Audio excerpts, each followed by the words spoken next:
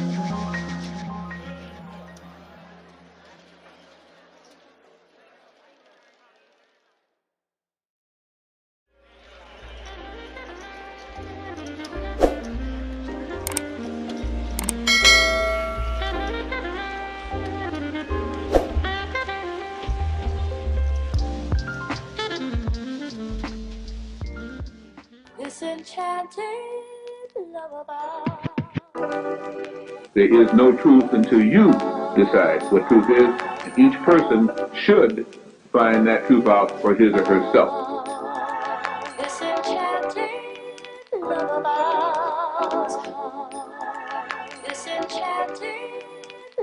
Know what?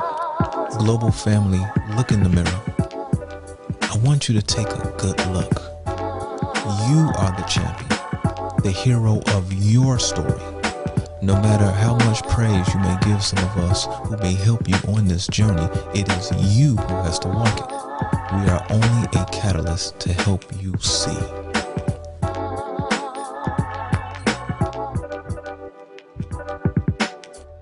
Tony, again, I give you accolades for, I don't even know what to say, for all the efforts, man, that you put in my behalf. There is no truth until you decide what truth is. It is you who has to walk it. We are only a catalyst to help you see. Person should find that truth out for his or herself.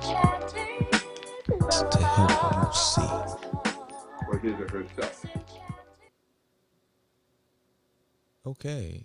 Greetings, everyone. Greetings. This is another episode 8 of the Manifestation Wednesdays. Wow. It's good to see you all, metaphysical family from around the planet. The Zoom chat is full. We got people still coming in on the YouTube side. It's been practically a month, maybe a little more, since our last Manifestation Wednesdays. And just a FYI, when it comes to this particular show, literally it needs, viewer input. All right. So it needs your input to actually be a show. Right. Other than that, it's just a podcast of me, of you hearing my monologue. So even though it will be a podcast sometime this week, I'm working on one that's dealing with mind control. So that's going to be a pretty good one. Still, I actually look forward to these Manifestation Wednesdays. I get calls from you all the time, emails and everything else saying how you really enjoyed this Wednesday show. And so when is going to be another show, right? And then I say, hey, well, it depends on you all. If you all, have anything you want to talk about, anything that you want to help or suggestions or just some clarity on situations in life or what's going on around us, any questions about that and maybe this or that, and it deals with you. And so for the last 3 weeks, I actually sent out a notice to a few people who actually had put in request to actually be on today's show. To be on the show, period. We supposed to have a show last week and the week before. But when it comes time where it really gets close to the show, they get a little apprehensive. And, of course, many of you know how I am. And I say, hey, I come straight out and ask, like, what's going on? Well, pretty much in short, they become fearful, scared for some reason, even though they really enjoy the show, right? But when it comes to that part of them that could even be a show in itself, dealing with that part of ourselves at times when we know we actually need a help or assistance. And we know this for a fact, right? We are conscious of this.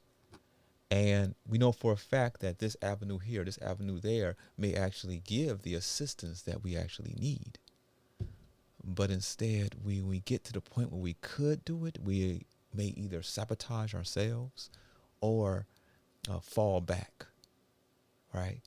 And a part of that is actually the pain.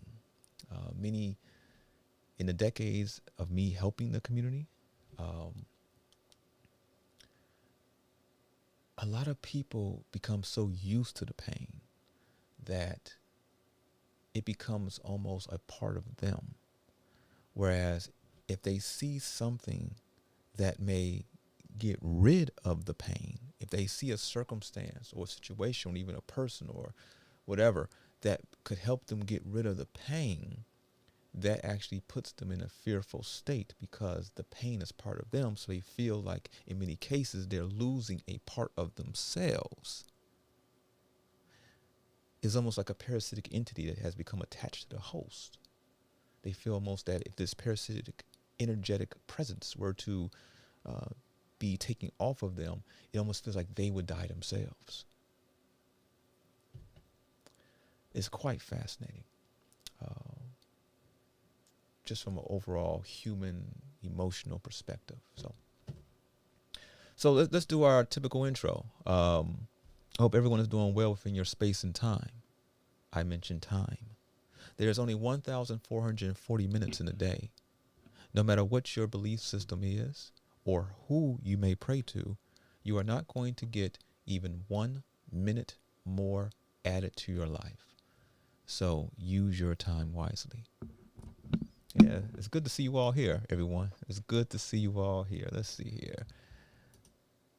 Yeah, we can still get people coming in on the YouTube side. And let's see here. The Zoom is absolutely full. I'm going to do a shout out to everybody here. Diana, I'm not sure who you are, Galaxy Tab. Amira, Barnett, CJ, Ancient, Skyler, whoever is playing, Tina, Kashema, Charles, Normal, Malik. Yeah, there's just a few numbers there as well. So shout out to all the people on the Zoom side. So I hope you have your favorite beverage of choice.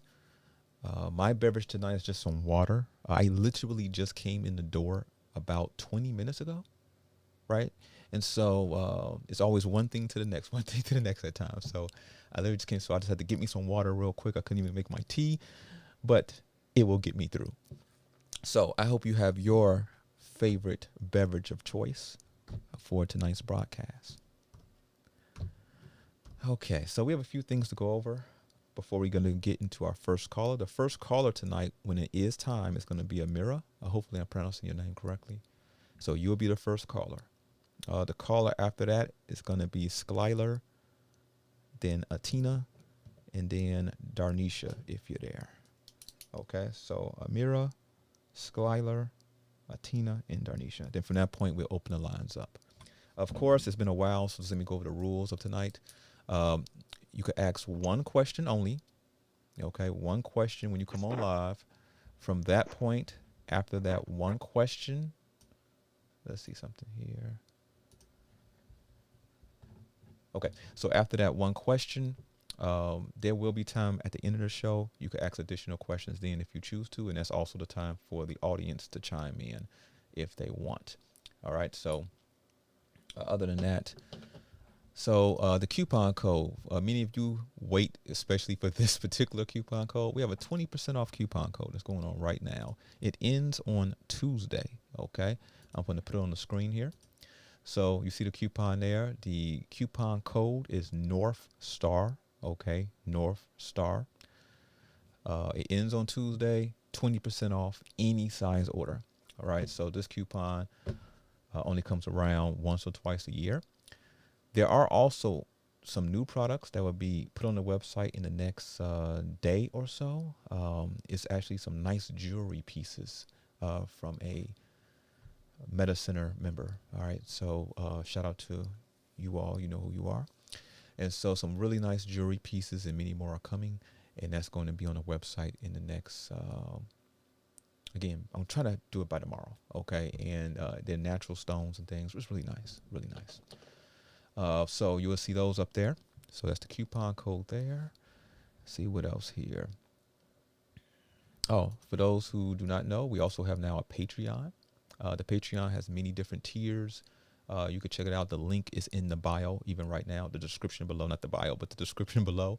You will see that. The Patreon is a monthly type of membership thing, but we go over specific things that are not going to be on YouTube mostly at all, right? So we may even put out like some podcasts that may be on there that may eventually come on YouTube, but there's a lot of exclusive content. So for example, this upcoming Friday, we're having a call going over business, product, and service development. Okay, so there's 2 callers who are at the certain tier, where every tier could listen in, but there's a certain tier that's at $33 that is for those who want to actually develop a product or service, and I'm taking the person or persons step by step through the process.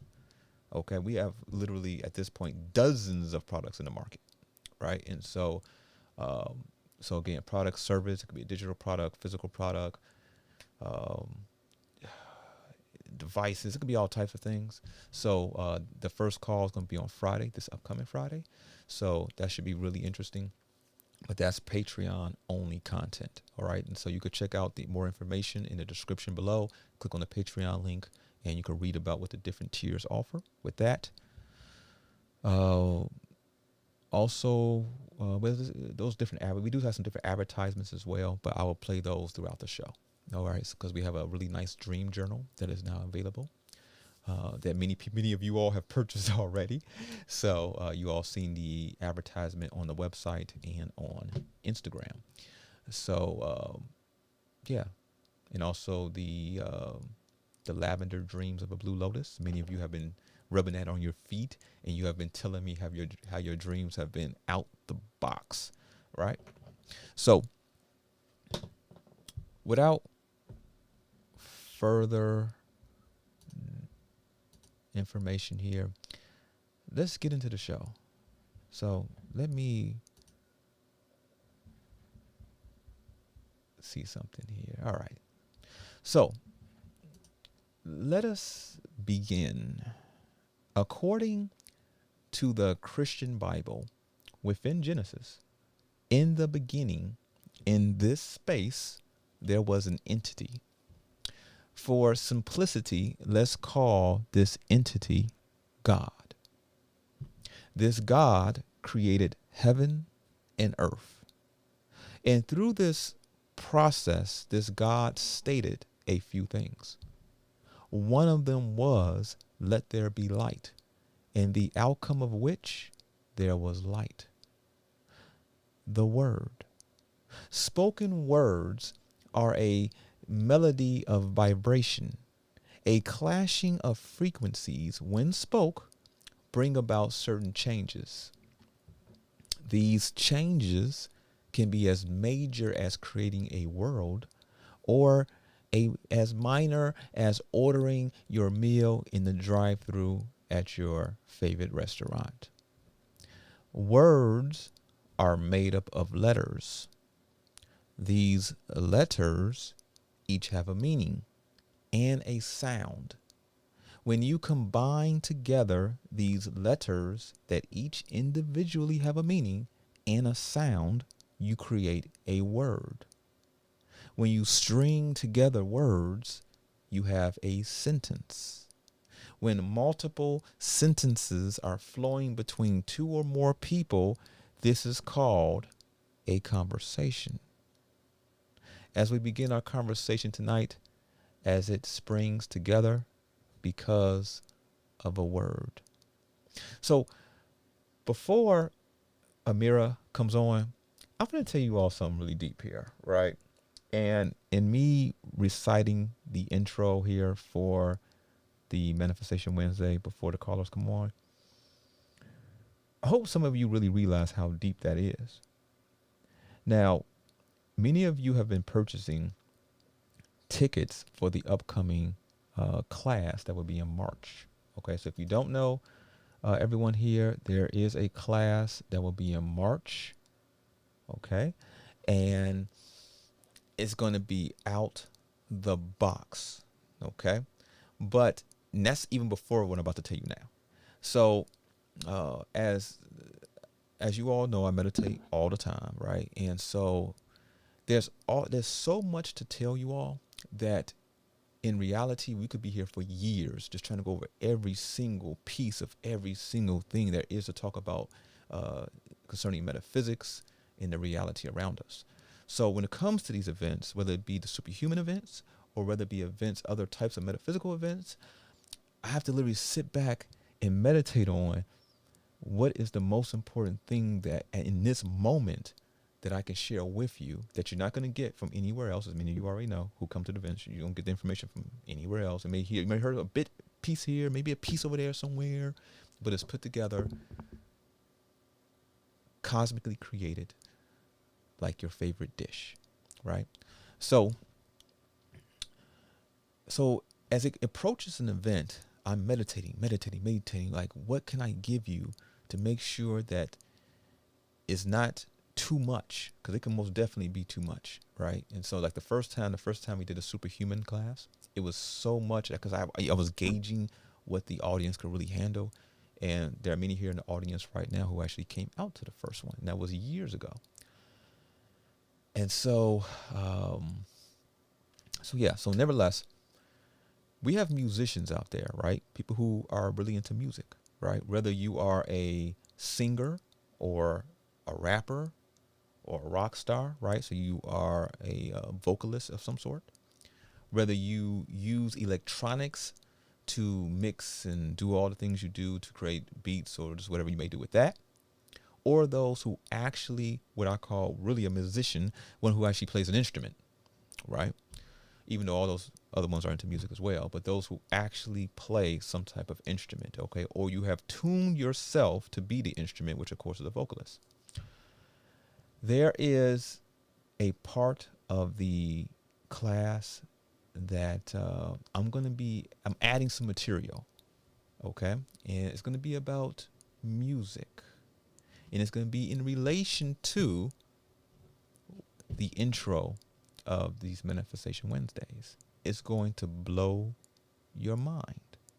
So many of you have heard me say when the advertisement first started for this particular March 12th session in Chicago, I said that just off the information I'm going to get into about Atlanta, you want to be there just for that by itself. Okay? That alone, right? It's going to be many, many topics. But this particular one, especially the musicians out there, it's going to blow your mind. And I guarantee that once you hear what I'm going to share, which is way too powerful for a public forum like this, it's going to change the way you look at and do music for the rest of your life. Now, other people will be able to benefit as well. Okay. But the people who actually, music, producing music, creating music, being music, that's literally their what they do for their living and everything else. That's their life. Oh. Wow. So nevertheless, tickets are available on the website, and that's just that. So let's get into it, y'all. All right. So let's get into our first caller here. Okay, Amira.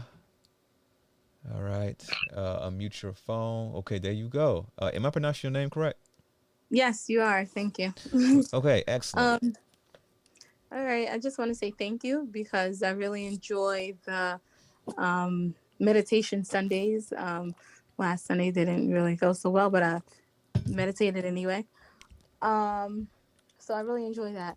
But I was wondering, like, what's another way for me to bring out my manifestations other than, I guess, meditating, or what else can I add to it? Because lately, I've been writing down what I want to achieve. Wrote 3 goals. I carry my crystal, and lately I've been seeing the number 333 a lot. So I'm just curious as to like what's happening. Okay, so all types of things are happening all the time, right? So when it comes to your actual question, though, okay, so what are your goals? What are you trying to manifest? Let's be very specific, not broad. Okay, so it's to better my career, like pass the exam, like a board certified test. Okay. And then the second one is to become more kind of like advance with like spirituality or become more consistent. That was like the second one. And then the third one is to my health, get better with my health and like eating habits. Okay. So now we are in the age of where people want to,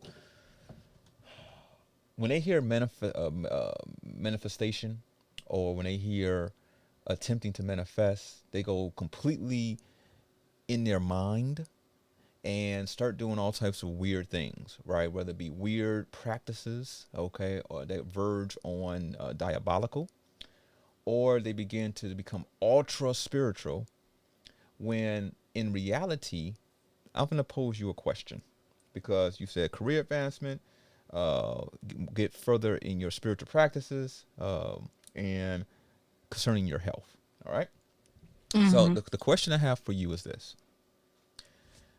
have you ever listened to on our channel, YouTube channel? There's a short story called "The Wizard and the Fool." Did you listen to that? Have you ever listened to it? I don't recall. Maybe. Maybe. Yeah. Okay. So the premise of The Wizard and the Fool deals with manifesting, okay, and the art of manifesting. And so, okay. So here's the question to you. You have two people. One person, let's say, in whatever practice, whatever thing this person does, right, regardless if it's considered a negative thing or a positive thing, but they are like a master of masters in their spiritual manifesting ability, right? And so you could call them a wizard, you could call them a witch, warlock, whatever, right? And then you have a person who doesn't do any of that at all, but they physically move toward the goal. Okay, so you have two people. One person stands still, but is a god or godlike in their mental manifestation ability, and you have another person who doesn't do any of that at all, but they walk toward their goal. If the goal is if our goal is to get from where we're at now to, let's say, 10 miles down the street, in your opinion, who will get there first? That's the wizard. The wizard will get there first. And why do you say that?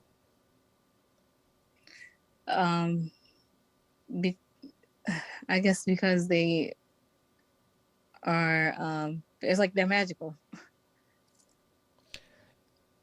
Okay.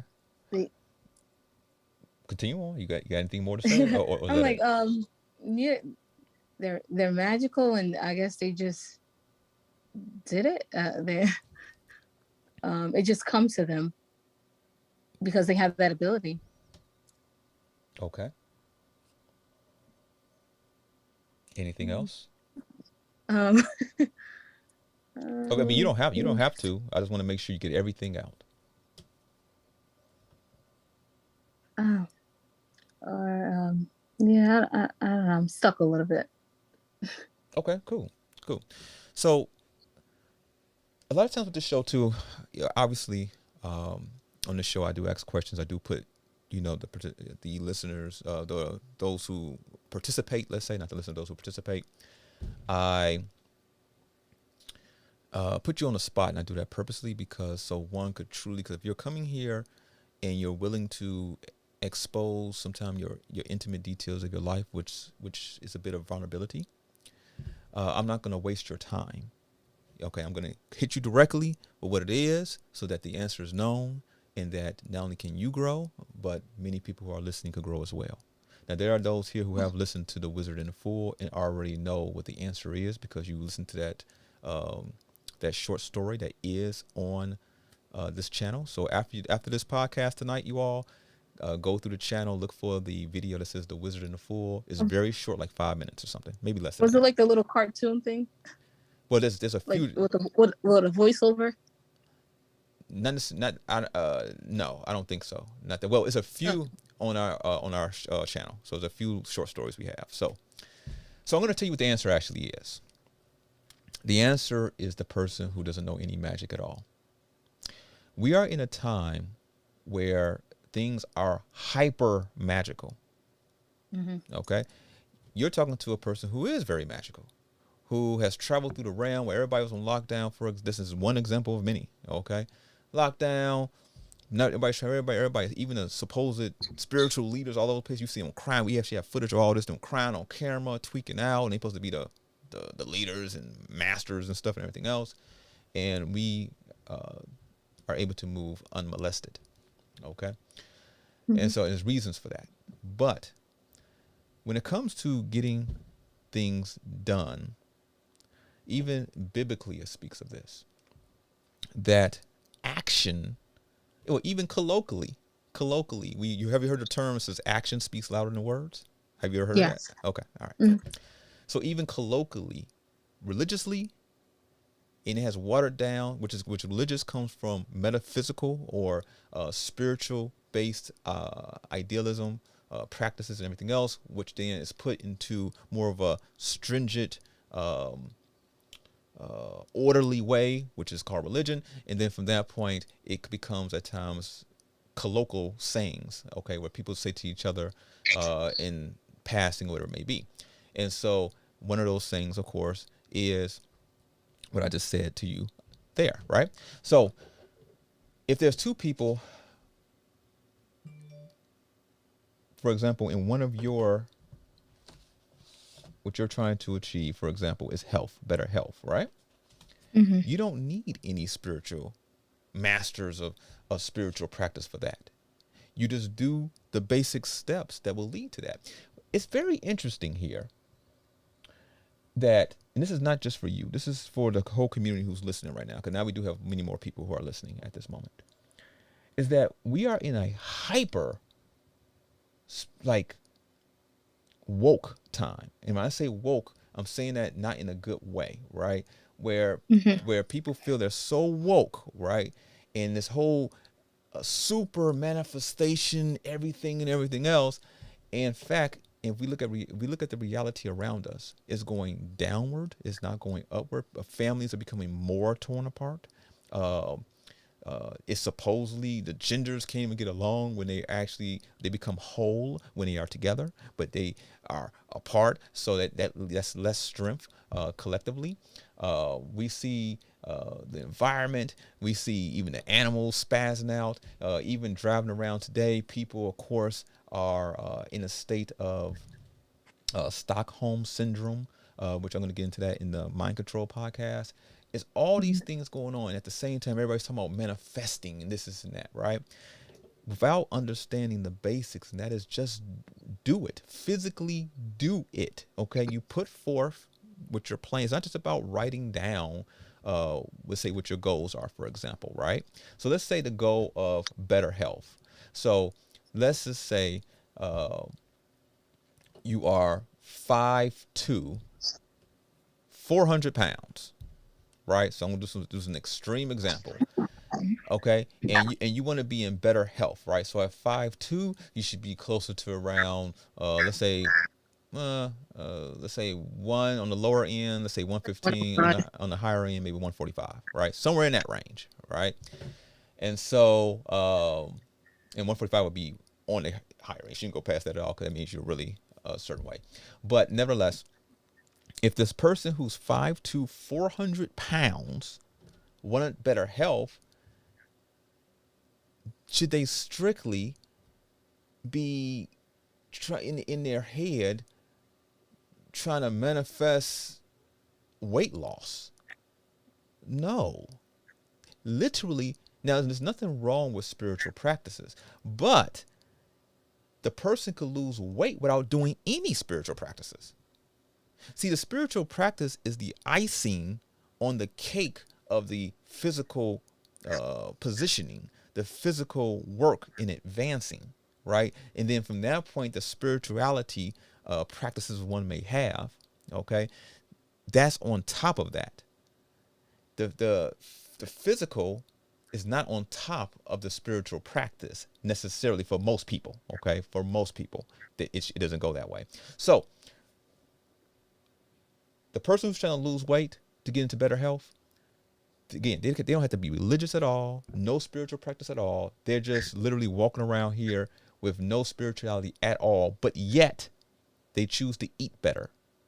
Okay, eat a more holistic diet. They drink more water. They don't drink any type of processed creation at all, like soda and stuff like that, right? They don't eat any candy bars. They increase their eating more of a vegetarian or vegetarian-like diet, right? They're in the gym or doing something equivalent at home, where they're walking around, running, maybe even a bit of weightlifting. You get what I'm saying?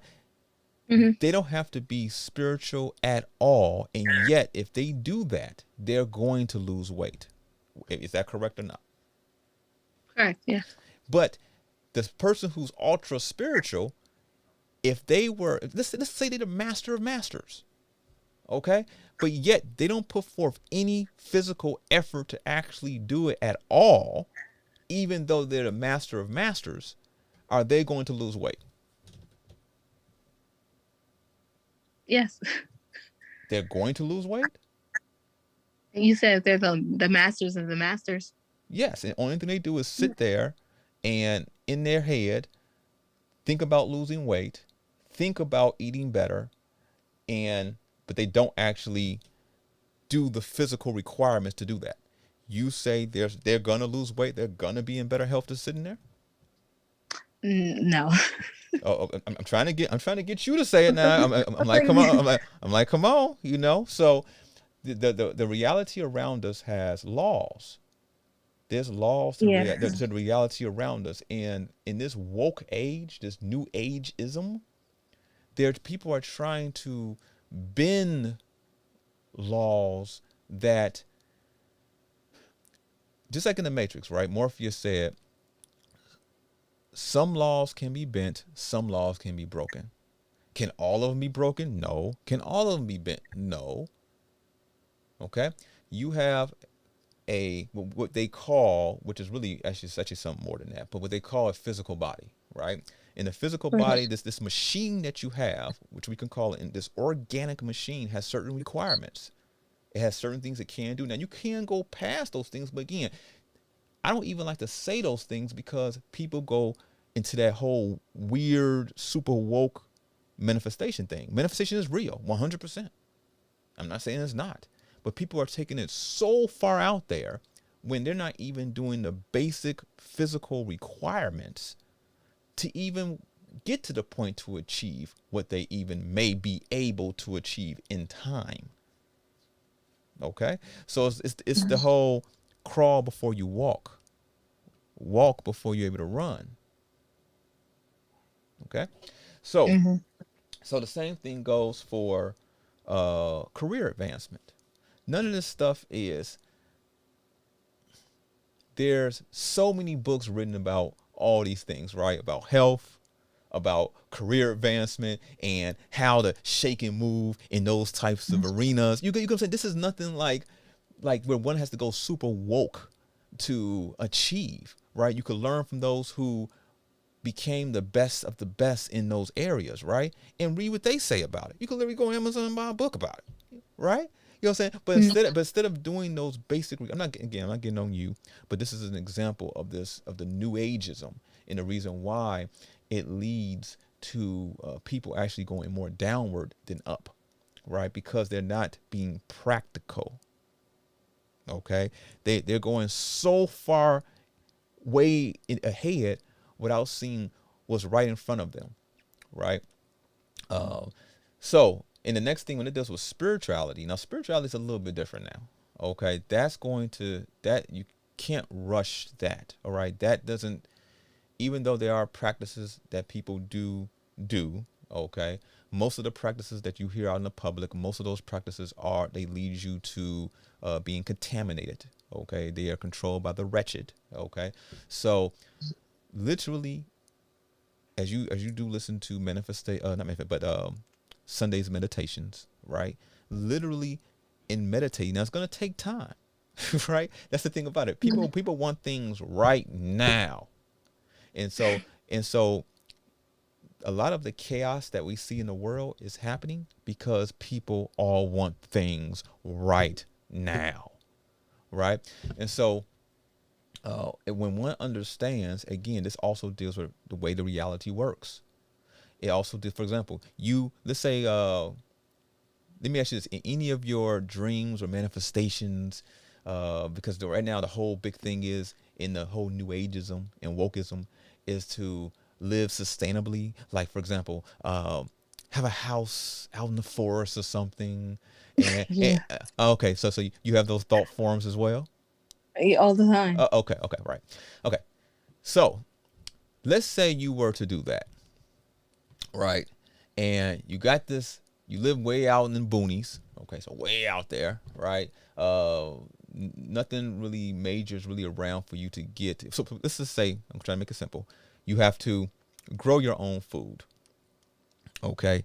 Are you going to sow the seeds so your food will grow, or are you going to, and let's just say you are the master of masters, okay? Are you going to sit there, once you move into your home, you're going to sit there in the living room and meditate on more food, or are you going to plant those seeds? I'm going to plant the seed. Yes, queen. Okay. All right. I actually purchased some of the seeds from like the medicine as well. Right, there it is. Again, see, even think of it like that, right? I'm glad you mentioned that. And shout out to everybody out there across space and time who do support. I plant, yeah. Right. So just think about it, right? You might not have that now, right? But as I mentioned, it's a thought form that you think about, right?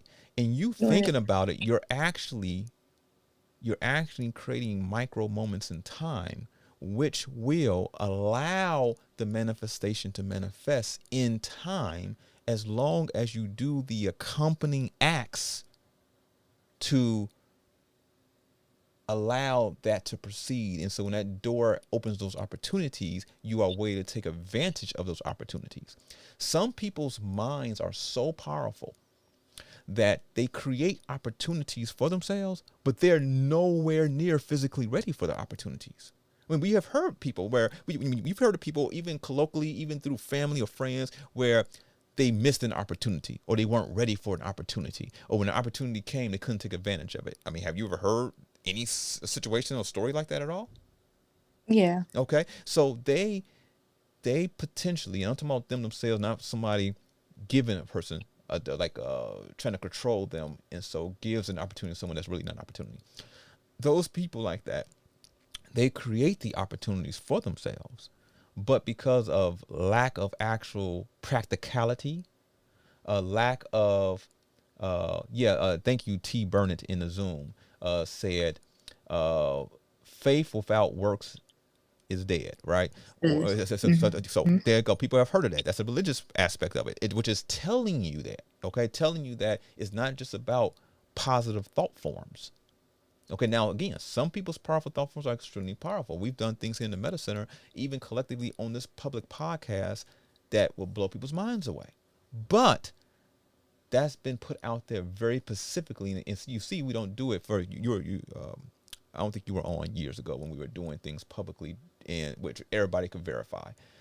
But you see that I don't ask the communities to do that all the time at all, anything like that. It's very random, and it happens because it's a process, and there's laws to this place, right? And it was just for those in the audience who were a part of that to see what you can do if it's done correctly by putting out positive thought forms. So now going back to you again, I know I'm jumping around a little bit.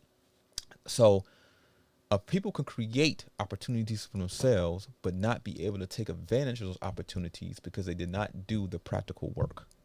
Understood? Yes. Mm-hmm. So you are doing things though, even if it means like, okay, well, right now, I bought some seeds. I bought a little of this. I bought a little of that. And I just take it, and even I may even, grow a pot of something, right? I was saying, just let it grow, maybe some beans, and I just eat from the, just, it may be one thing. Yes, you want to have a whole farm of beans, but right now, you can only have the one type of lima beans we have on the website, let's say, and you only have one pot because you don't have the space to have more. You understand what I'm saying? And but guess what that's teaching you in time? It's teaching you how to take care of something, right? It's teaching you it's teaching you how to cultivate this living energy so that you can have a energy transfer when it's finished, right? Which is you eating those beans, right? And so Right, right. those micro moments like that, everybody thinks that the master starts off as the master. It doesn't happen that way, okay? Majority of the time, if you go in that person's life, even that person would tell you, if they're open and they're honest, that even if they were super intelligent at first, they came out the womb super intelligent, they came out the womb really woke for real, still, it wasn't that they were just woke and they had everything. No, it was still a process, a road they had to walk to get to that point where you look at them and say, this person is a master. Understood? Yeah. Okay. So the whole thing that people don't like is the time part. Okay. That's the part that everybody doesn't like. But what you do is you just want to make sure that if you don't like the time part, then you need to maximize every bit of your time. So what does that mean? So for example, let's say you sat down and we worked out, like we somehow were able to cross space and time, and we knew exactly how much time it would take you to get to this goal that you have, right? And let's just say to get from here to there, having a lifestyle that you may dream of, let's say in a lifestyle that maybe a lifestyle that's uncommon because it is so above everything, right? Not saying you can't achieve it, just saying, okay, that's, and say, okay, we figured out how long it will take you. And let's just say it takes 11 years, right? We say, okay, from this point to now, we mapped out every point of your life. From that point to now, it will take exactly 11 years if you follow this route, and you have exactly what you're manifesting, right? Well, then between those 2 points, it will take that amount of time or more based on what you do every day of your life, every waking moment of your life. So for example, you got up, you wanted to have hot girl summer, right? Not saying that nothing's wrong with having a good time, but you want to have hot girl summertime, right? You wild now. Let's say you want to drink. Oh man, I've been working so hard for a few months. It's okay for me to give myself a break. And you went to get some drink. You drunk too much. You know what I'm saying? You end up being in bed for 2-3 days. All those little things like that are adding to that 11-year time now. So eventually that 11-year turns to 12 years. 12 years turns to 15 years. 15 years turn to 19 years. You will still manifest it, but you are extending your time because you're not doing all the practical things you need to do. And then on top of that, you're adding in things that actually delay your manifestation. Do you understand? Oh yeah, it makes sense. Everything here takes time. We are locked in a cube, let's say. In this cube, it's time. Okay? It wasn't always time like it is. Right? We're locked in it currently. And so that's one of the laws, right? It deals with time. Okay? And so if you know things here take time, you want to expedite that time. Now, what people do, they end up being a part of nefarious things to try to expedite that time, right? And say, okay, even though I can get it on my own and go through the ups and downs, become bruised, may become a little tired, maybe, may strain a muscle here and there, but in time, I will get it. And guess why? That's why when a person actually has been through it, they have so much to share. They can actually share because they actually been beat up and bruised. They actually pulled those muscles. They actually walked the long road. Do you understand? But you have a lot of these people who have let's say specifically, a lot of this deals with financial resources. They have the financial resources, but really they don't have the wisdom that comes with those financial resources because those financial resources were really given to them. Now, some people say, well, I don't care. I just want it given to me. Okay, cool. But that's going to come also with a toe tag. It's going to come with a anchor that you didn't have to have on you. Okay, if you just allow your manifestation to truly manifest by doing the work. Do you understand? Oh yeah, that makes a lot of sense. Yeah. Okay. Did I answer your question? Pretty much, yeah. Just that you can't so what I got from it is that you can't really control time, but you have to like do the work, the action. So The, yes, the main thing is that yeah. if put forth the steps every day. So for example, Okay. there's a last example here, okay? Yeah. If concerning this, because I have to speak the easiest one, the health one, right? Because health is actually very easy. For people out there who may feel that the health, as far as losing weight, being better, is difficult, it's not as difficult as you think at all. Okay. This is weird. My TV turned on by itself. I'm sorry. Repeat that. My TV just turned on by itself. Sorry. Okay. Yeah. So with that, in the health one, so for example, let's say you say, well, I want to eat better, but I don't know any recipes, right? So the practical step at that point is not to sit there and just try to break your head and try to figure out some recipes, even though there's nothing wrong with experimenting. But let's say you're at the point where you're like, I don't know how to do anything, right? Well, you could easily buy a book of this type of cuisine recipes that you want, right? You order it, right. It comes in the mail, and you literally just follow the steps, and guess what? It's done. It didn't take you breaking the codes of physics. Okay, it didn't take you running 20 miles to do it. It didn't take you sacrificing animals or people to do that. That's simple.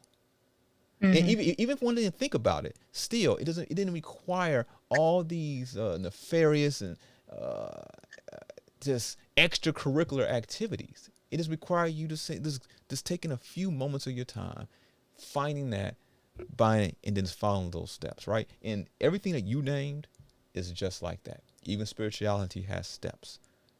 Meditate though. And I would say to anyone here who's listening, we see what's going on around us. So thank you very much, Amira, for the call. Stay on the call. Thank you. If you choose to. There'll be an opportunity to ask more questions toward the end of the show if you like, and that's just that. So let's give her a hand clap first. So I want to thank her for being brave enough to be on the show, right? To be able to be vulnerable for a moment, right? And let's think about it, right? Look how many people are on the show right now. We got tons of people on the Zoom side. We got tons of people on the YouTube side right now, and, I enjoy the show. You all really enjoy the show. And so it's about, for future, shows, if you do have a comment or a question, something that you want to get figured out, whatever it may be, come on. So it could get done. It could be answered, and then we all can move on, right? So we all see what's happening around us, right? And I see people, for example, crying and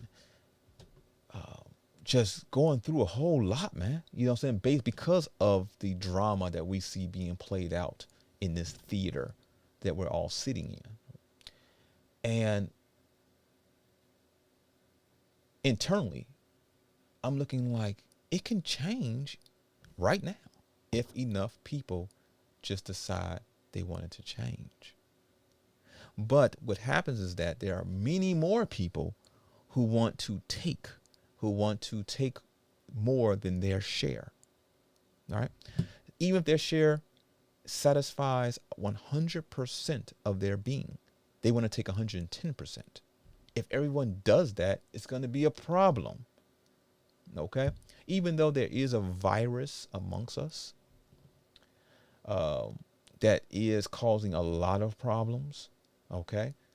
No matter if a person is from here, if a person's from the other side of the world, if you talk to most of the common people, which most of us are considered the so-called common people, right? Most people just want to relax. Okay? Most people just want to relax in some form or fashion, right? Most people don't want to be in war. Now, there are a subset of every race that I've studied. there's this subset of them that are very warlike, who need to have drama happening. Okay, and that gets even deep on its own. But for the most part, people don't want that type of drama. They want some drama, but not the drama that's going on at the level we see right now.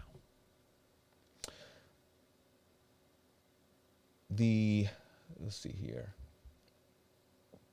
We're gonna so the next call is gonna be Skyler. But give me one moment here. I just want to see something. So before we get to Skyler, many of you also participate on the meditation Sundays. And first off, I'm really enjoying everyone's participation in that, because there are many people who I've talked to, even through email directly, who have not meditated at all, always tell me they have a problem meditating. They can't meditate. They always come up with excuses of the reason why they cannot meditate. And now they're meditating for 30 minutes. They start off the jump for 30 minutes. They say the first time we did that Sunday meditation, they say it was a little difficult, but it did go faster than they thought, but it was a little difficult. But then the second time, they did it with no issue. The third time, they said it seemed like it was much shorter than that. The last time, they were like, not last Sunday, but the Sunday before that, they said it felt like 5 minutes, but it was a whole 30 minutes.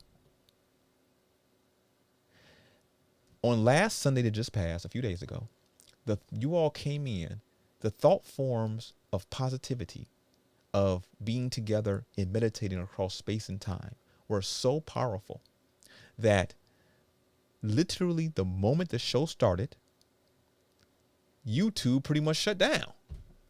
You know what I'm saying? It's like, how's that? I'm looking like, okay, why our connection here, we have super fast internet, and so shouldn't be an issue at all, but yet every connection was going super slow. It was delaying all over the place. All of you all telling me, no matter where you're at in the realm, that it's spinning all on the screen. It's being super delayed. It keeps stuttering as it's going along. It's like, what is going on? And it did not start until everybody came in and we literally were about to start to literally meditate. Okay. And so that's how powerful your thought forms are. That's how powerful they're becoming. And don't be surprised if it happens again. It is what it is. It is what it is. We're going to work through it. And so because, if you notice, we're doing the meditation every other Sunday.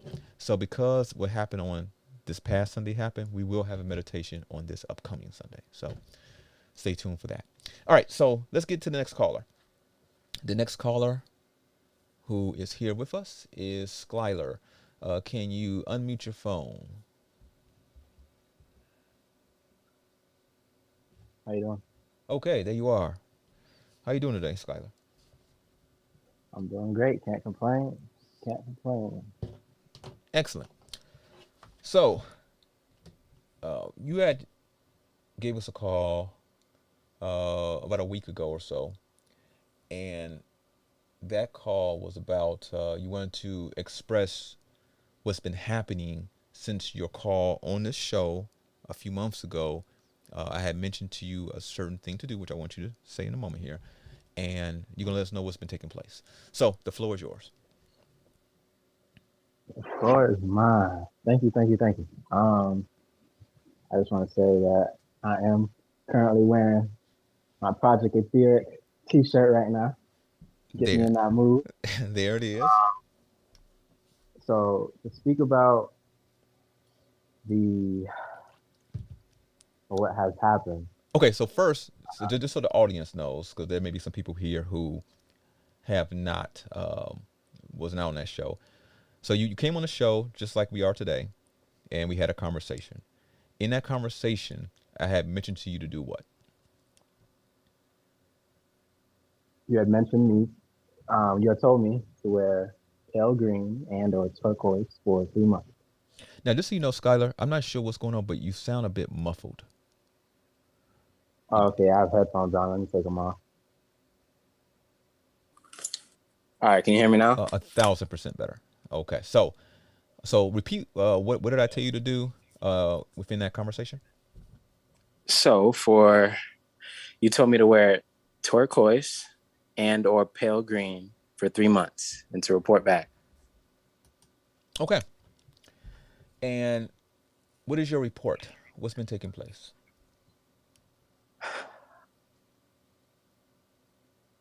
Well, on a simple note, I would say I want to regurgitate what you just talked about previously with the previous caller, Tamira, I believe her name is. At the micro level, wearing something day in and day out is in some shape or form implementing discipline. So that was one thing that I would say has been most monumental. Now, as far as the colors itself, I would say it had allowed me to tap back into that expressive side of myself. And just based off of the colors, I would say others, let's say I was, at a job or at work or whatever, wearing those colors, people would speak to me in a sense of how I express myself, like would kind of like a positive, kind of like a light, like think of it like a white light around, even if I wasn't saying any words, it would always be this kind of reminder of who I was in a so yeah, those are my I want to keep it simple. Yeah, so those are the things that I've noticed out of it. Okay, and because of that, do you still wear it at least every once in a while to this day? Oh yeah. I still been wearing it. Now not as strict, like not every day, but yeah, like every other day. I have headphones that are turquoise that I got, so technically I am wearing them every day. So excellent, yeah. excellent, very good to hear. Since you're on here, of course, the main thing was for you just to share your experience over the last few months. Is there anything that's on your mind that you would like to speak on at this time? That I would like to speak on at this time. I mean, I do like how you brought up how powerful the intro is. That's just what's been on my mind. I would love to hear it again, but I think people can just listen to the replay if they want to listen to it. But just the Genesis part, that piece, how powerful that really is. Just word of mouth, that's the only thing that's on my mind right now. It's how powerful that really is, the truth in that. Excellent. Thank you for sharing. Yes, sir. So when it comes to, it's not just about, for the audience who's listening, it's not just about colors. Okay. As far as that piece. Okay, so it's not just about colors.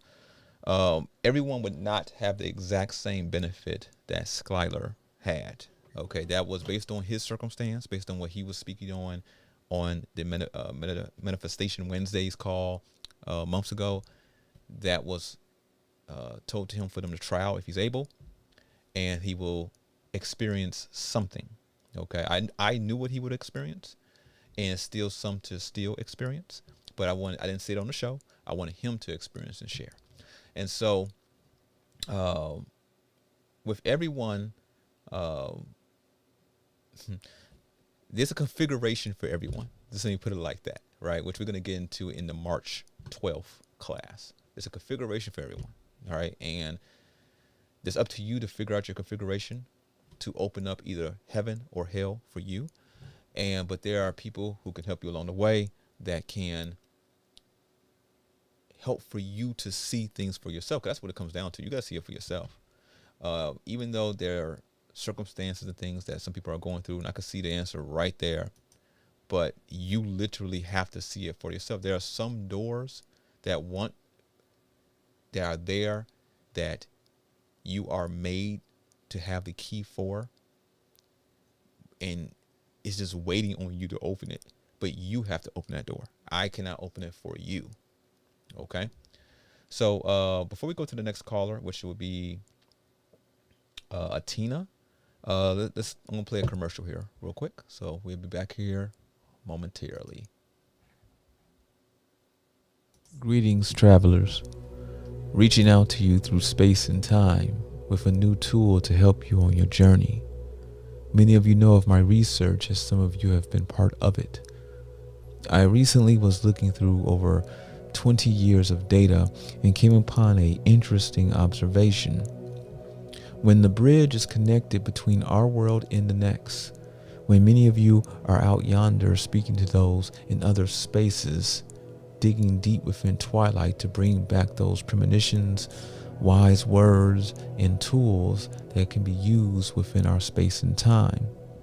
Many of you have complained that there's breaks in the transmission, and between these gaps, pertinent information is shared, but it is forever lost, as when you rejoin, the conversation is well past the initial point. For you, traveler, my late nights were not wasted, as only thing the neighbors heard was Eureka, as I perfected a serum that I imbued within the form of a salve. This tool, this salve, I call Lavender Dreams of a Blue Lotus. Before your travels, rub a dime-sized amount at the bottom of each foot and make sure you rub it in as much as possible. Each night it is used, the greater effect shall be had. Your travels shall be more vivid, and transmission breaks will no longer occur. I look forward to what you bring back.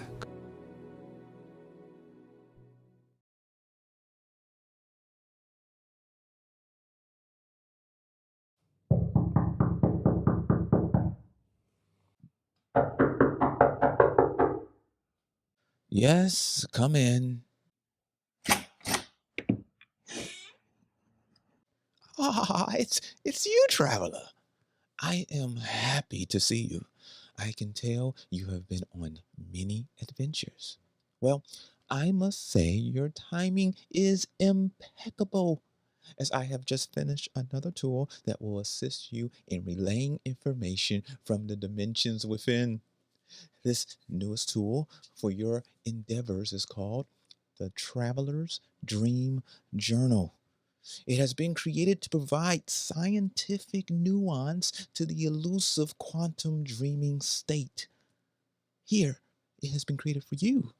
Take it with you, and do not forget to write down upon awakening what secrets have been revealed. Many futures may depend on it.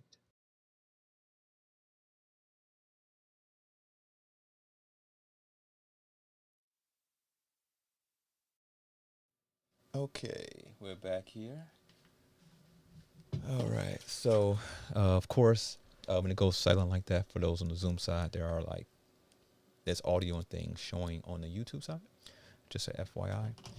So the next caller here is Atina. Are you there? Unmute your phone if you're able. Let's see here. I'm going to attempt to unmute you as well. All right, let's see here.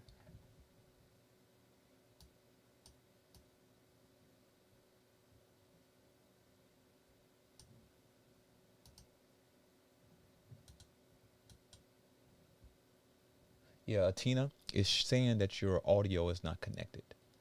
Your audio is not connected, Atina.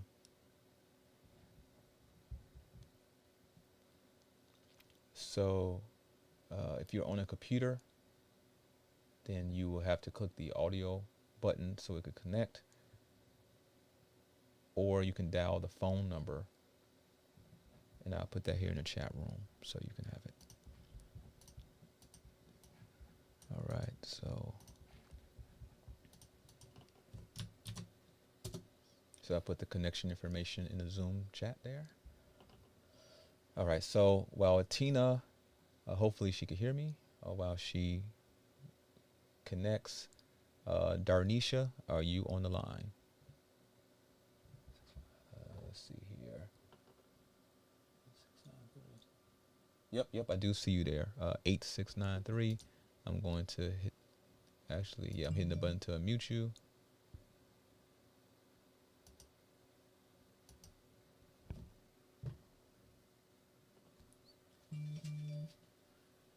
Darnisha 8693.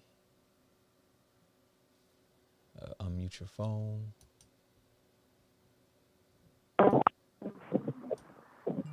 Okay, there you go. Peace. How's Hey, everybody doing? everything's cool. How you doing? Doing good. It's my first time calling in on Manifestation Wednesday, so I was listening in to a couple of other participants. So if you kind of give me a rundown on what it is exactly that you want me to answer some questions, or kind of tell you about myself, or what? Just the main thing is for you to ask one question about what your main concern is.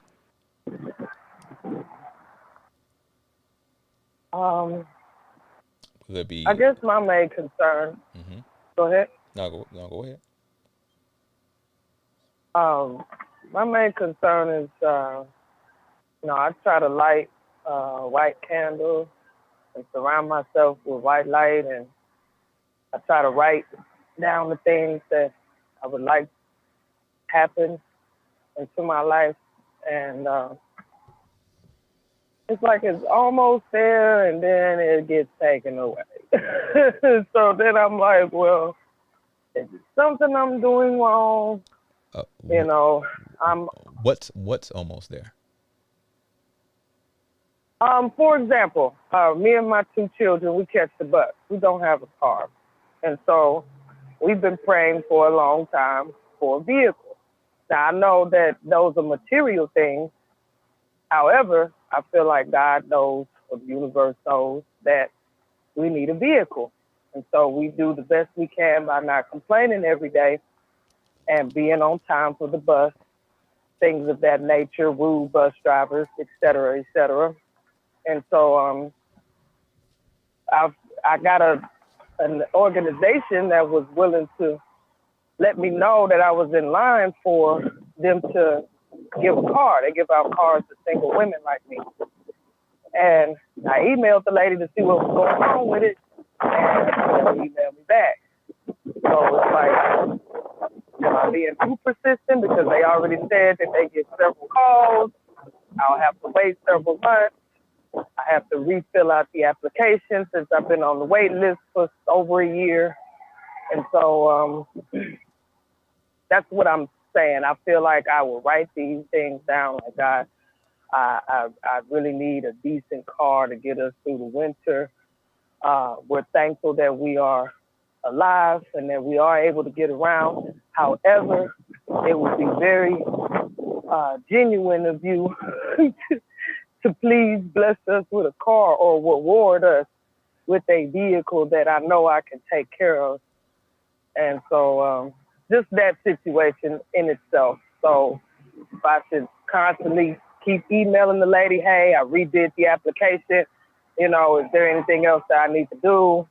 Because they told me I was close in line for receiving this vehicle from this organization called God's Garage. And so, that's how I feel like. I feel like I write those things out, and then I'll get little tabs like that, or somebody said, hey, we know somebody that got a car, whoop-de-woo. I'm like, okay, that's cool. I don't want to try to buy no lemon. It's not like I have a lot of money, but I'm very good at saving. So it depends on what I see and what God tells me. Move forward with it or keep looking. So that's how I feel. I feel like I write things out as far as my manifestations. And some things do come in, and some things like something major like that car, like I was saying, it just, I don't know how to feel about it, Mr. Tony. You shouldn't feel any way about it. You should keep just doing what you're doing. Have you ever heard there's a term used in religious circles that pretty much says that, in short, God may not be on your time, but is always on time. Yes, I've heard of it. Something to that effect. You know what I'm saying? So that's the thing about it. So what you're saying is that you're doing the things that, in this case, and there's other organizations like that. There's other, I don't know them off the top of my head, but there's other organizations like that too.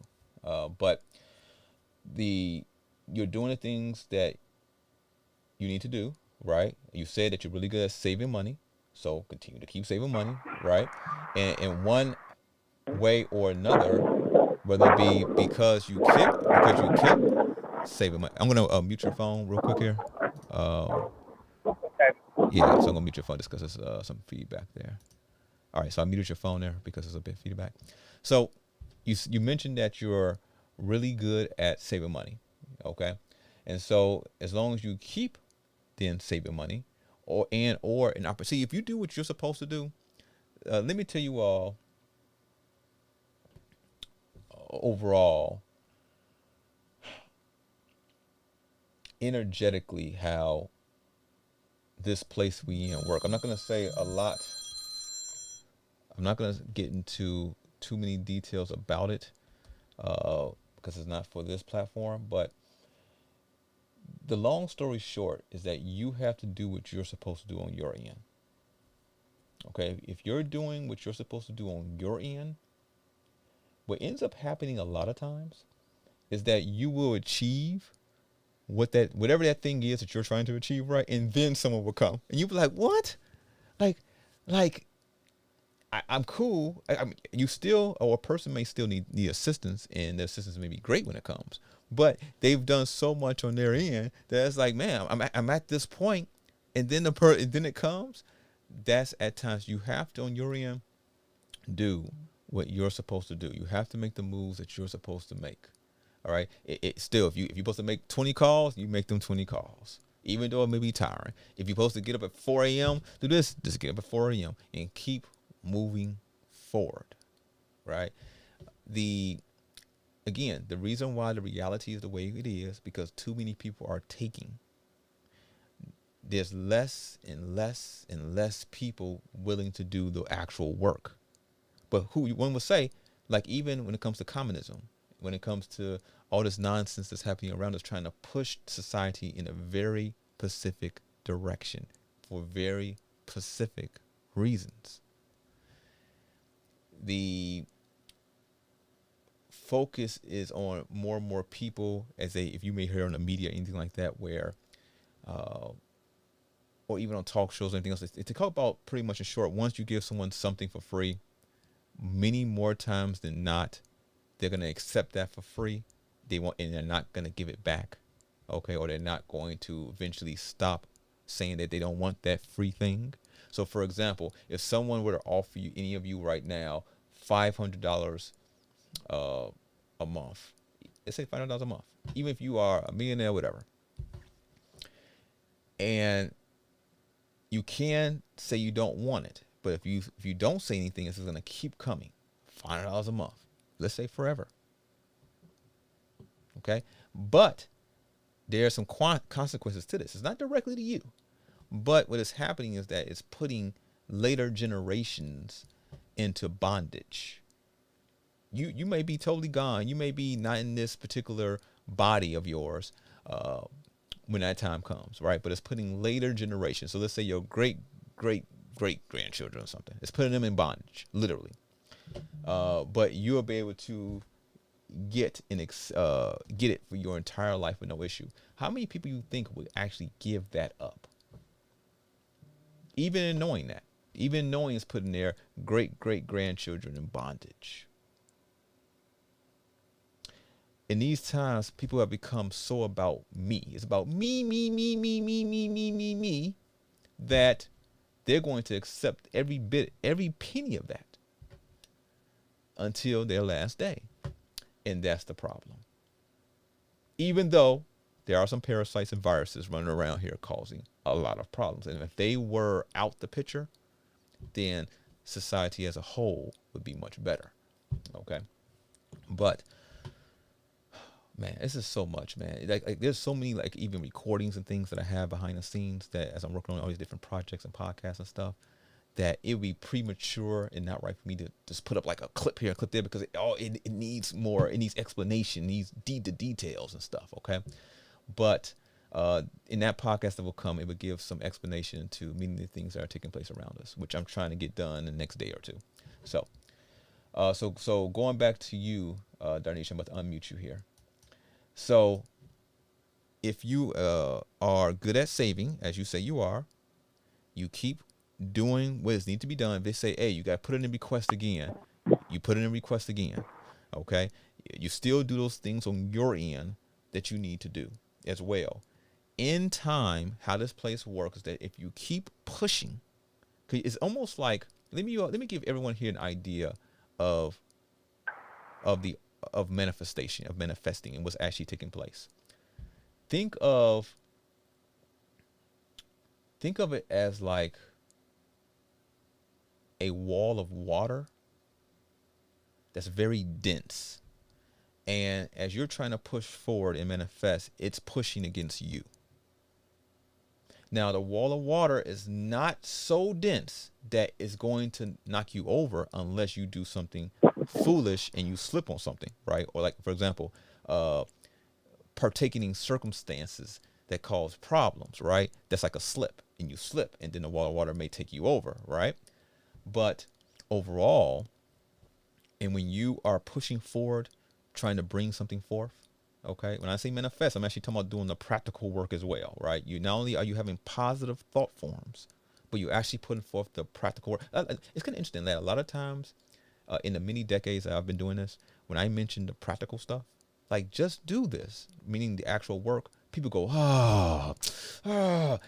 I get more anger and everything else off of that, even though it makes perfect sense, even though, yes, they could see it, but they get so angry because, again, they want to take.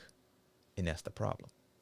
But nevertheless, when one is putting forth positive thought forms, but are doing the practical work, you're pushing against that force that's pushing against you. That force that you're pushing against only has so much force. Okay? Now, there's levels to the force, but it only has so much force. So as you continue to push and push, and we're not talking about, there's also external things that take place that have nothing to do with you, have nothing to do with that force at all. There are manipulations and things going on around us that kind of disturb that, but that's adding complexities into this equation that's well beyond this conversation. But keeping it simple, when you push and you push, eventually that breaks. And the flood, as they call it, the floodgates open, and then you come to the next level of your manifestation trying to push. And there's a force there too. And you push until that one breaks, and just continue on. Some things take generations, and some things may take a whole lifetime. So with that, unmute your phone, Darnisha. Okay. So do you understand what I'm trying to convey here? Yes, I think overall you're saying don't give up. Yes, yeah. I said all of that, right? All these examples, right? The whole monologue. Yes, that's a good summation of what I'm saying. Don't give up. Keep doing what you're supposed to do. As I mentioned here, there are other organizations out there that do that. So you want to Google that. I don't know them off the top of my head, but that you want to Google that for that. And would you say that you're smart, or would you say you're dumb? If you don't, I would say I'm dumb. No, don't say that. Why would you say? Because there's so much knowledge out here. I guess I'm one of them analytical type of people where I do puzzles and mind-bending things because I'm always so curious to look up something and research, hidden knowledge. And I feel like it's so much out there. And then when I read something, it's like, wow, didn't know that. Man, what have I been doing with my time? You know. But yeah, I guess you in other words, yes, I am smart. Okay, put your phone on mute for a moment. I'm going to say something about what you just said. And I'm glad that I really enjoy these shows, you all, because things come out that we could all grow from. So many of you just heard the question I just asked her. I asked her, are you smart or dumb? Of course, I'm talking about in practical senses, right? She says she's dumb. And then she explained that there's so much out there that she does not know, right? That goes for all of us. This is the thing. Let's talk about Dr. Dilbert Blair. Okay, and of course, Dr. Dilbert Blair is the one that we have all heard say, where is it at here?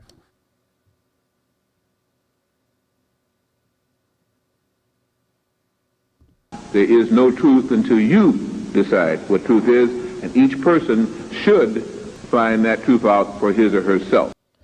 So Dr. Dilbert Blair, he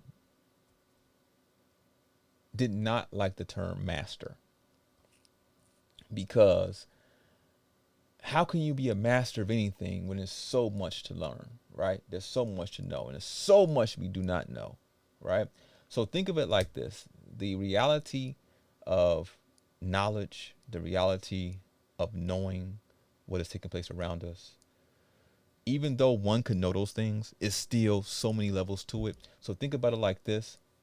An ocean of water is made up of many, many little droplets. Okay? An ocean of water is made up of many droplets.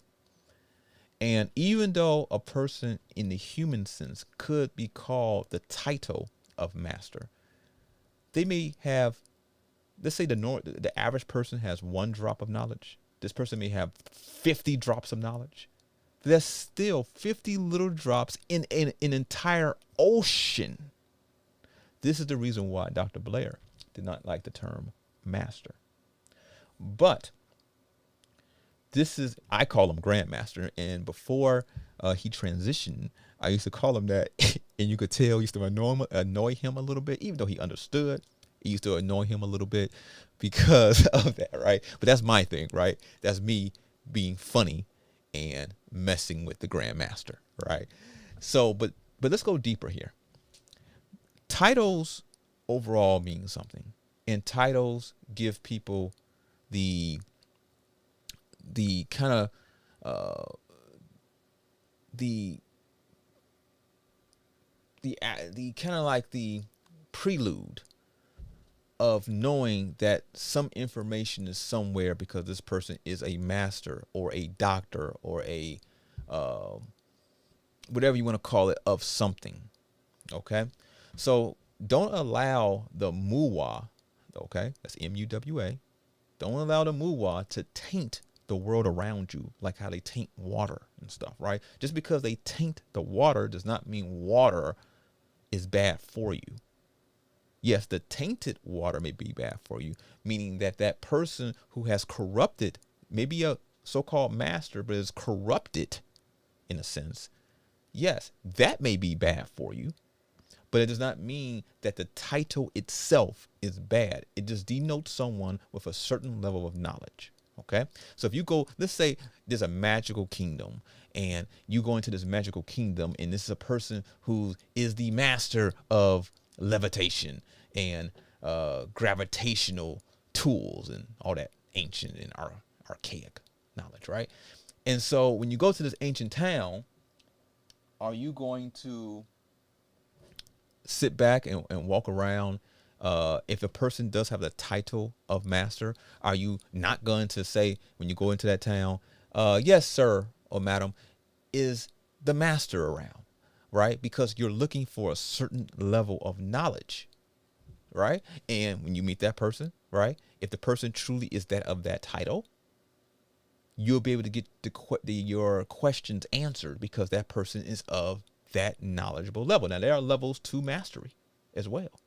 But for the most part, you'll be able to get your questions answered because that is the person who has that level of knowledge. So there are muwa running around all over the place. Okay, so don't allow the muwahs taints to taint your idea of ideas. So to taint your perspective. Okay.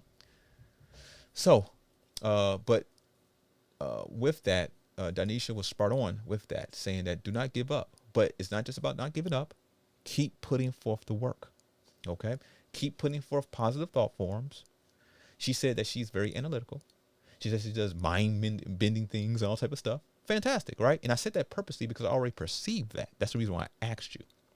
So with that, you will figure it out. Yes, it's tiring. Yes, at times you want to cry. At times you may actually cry. Okay. At times you may just want to give up, but you know you can't give up. As you said, you're a single mother. So you got 2 children. You can't give up. Okay. So just make sure that you just keep pushing forward, keep saving like you do. You say you're a good saver. Okay. Keep doing that and keep looking for different resources that can assist you, assisting yourself, and keep moving forward. And in time, okay, the levee always breaks in time. Now, when a person, this gives you all an example though, okay, because some people would take in this new ageism and wokeism, somebody would take what I just say and say, okay, I'm going to manifest $1 trillion, okay, and I'm going to keep pushing that level. They're not doing anything, or they're even doing basic practical things, but they want something so extraordinary, okay, so extraordinary that are you doing extraordinary practicalities? Because if you're not, then some goals are just way out there. Okay. So you have to even be practical at times in your manifestation. Okay. You may hear people say nowadays, people are so into wokeism and new ageism, okay, that they, let's say now they want to be billionaires, right? With, in some cases without having to be part of the muwah. Okay. Something's going to require you because they control that, right? But somebody want to do it without being a muwah. Okay, cool. But nevertheless, now you got some who want to be trillionaires, right? So it's nothing wrong with that. You can have whatever dream you like. Okay. See, I even said that you can have whatever dream, whatever thing you want to put forth, whatever thought form you want to put forth. You can have whatever you like. But are you doing the extraordinary practicalities to achieve that extraordinary type of circumstance? If you want an extraordinary circumstance that literally 0.0000001% of people could achieve, and especially without even being a muwah, you might as well add a few more zeros before you even get to that 1%. So you're talking about out of, let's say, 7 billion people on Earth, you're talking about 2 or 3 people. Out of 7 billion, 2 or 3 people. I still say you could achieve it if you're going to put forth extraordinary positive thought forms. If you're going to put forth extraordinary practicalities in physicality, in the physical realm, okay, then yes, you will probably achieve it. But you better be making sure that every step that you make is the correct step in the correct way with the correct momentum. Every single step of the way. And when you achieve that, I will be there clapping my hand for you as well. Because you did something that is extraordinary. You know what I'm saying? So that's just that. So thank you very much, Darnisha, for being on the show. You can continue to listen if you choose to. There would be, if you have anything else that comes to mind, you're welcome to ask it toward once Atina comes on. It will be open lines for everyone. So if you choose to. So I do thank you for being vulnerable for a moment. Thank you for your wise words. Very welcome. Very welcome. So we know we got to do it. On the YouTube side and on the Zoom side. Are you enjoying the show? If you're enjoying the show, hit 1 on your keypad. Okay. If you're enjoying the show, hit 1 on your keypad on the Zoom side, and as far as in the chat room, hit 1 in the chat room on the YouTube side as well. So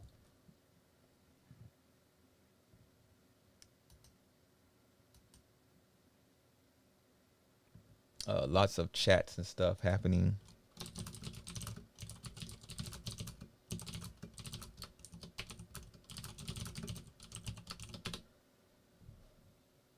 All right, so as that's going along here, I'm gonna play another commercial real quick, and then we'll get to Atina. So Atina, get ready. We'll be coming to you in a moment.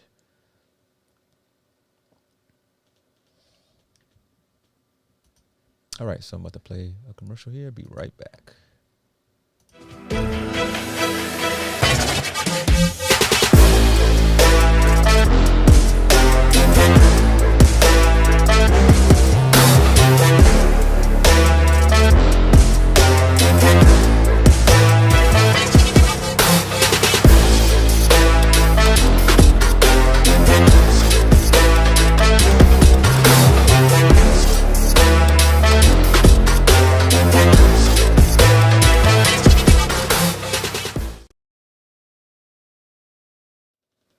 Okay, let's see here.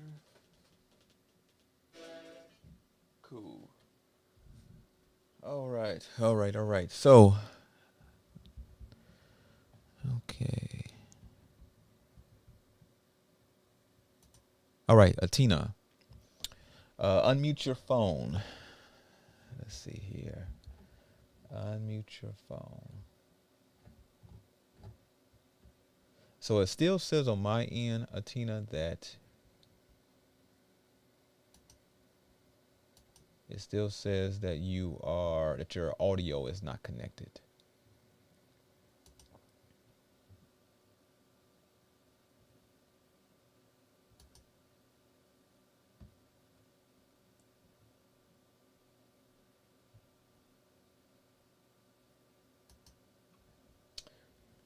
Tina, you may have to call the phone number. Okay, so you may have to hang up and call the phone number. I'm going to put the phone number in the chat room again.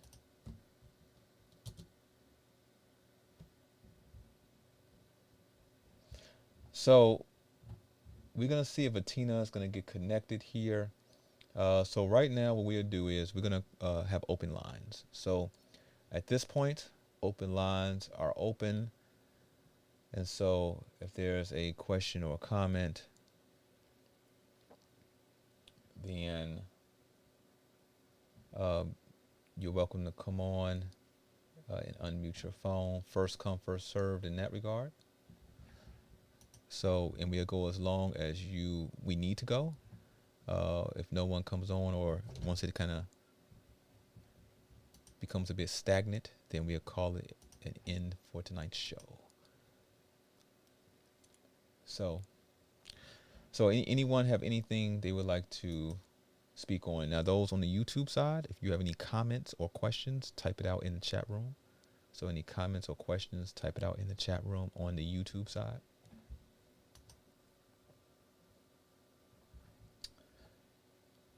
All right.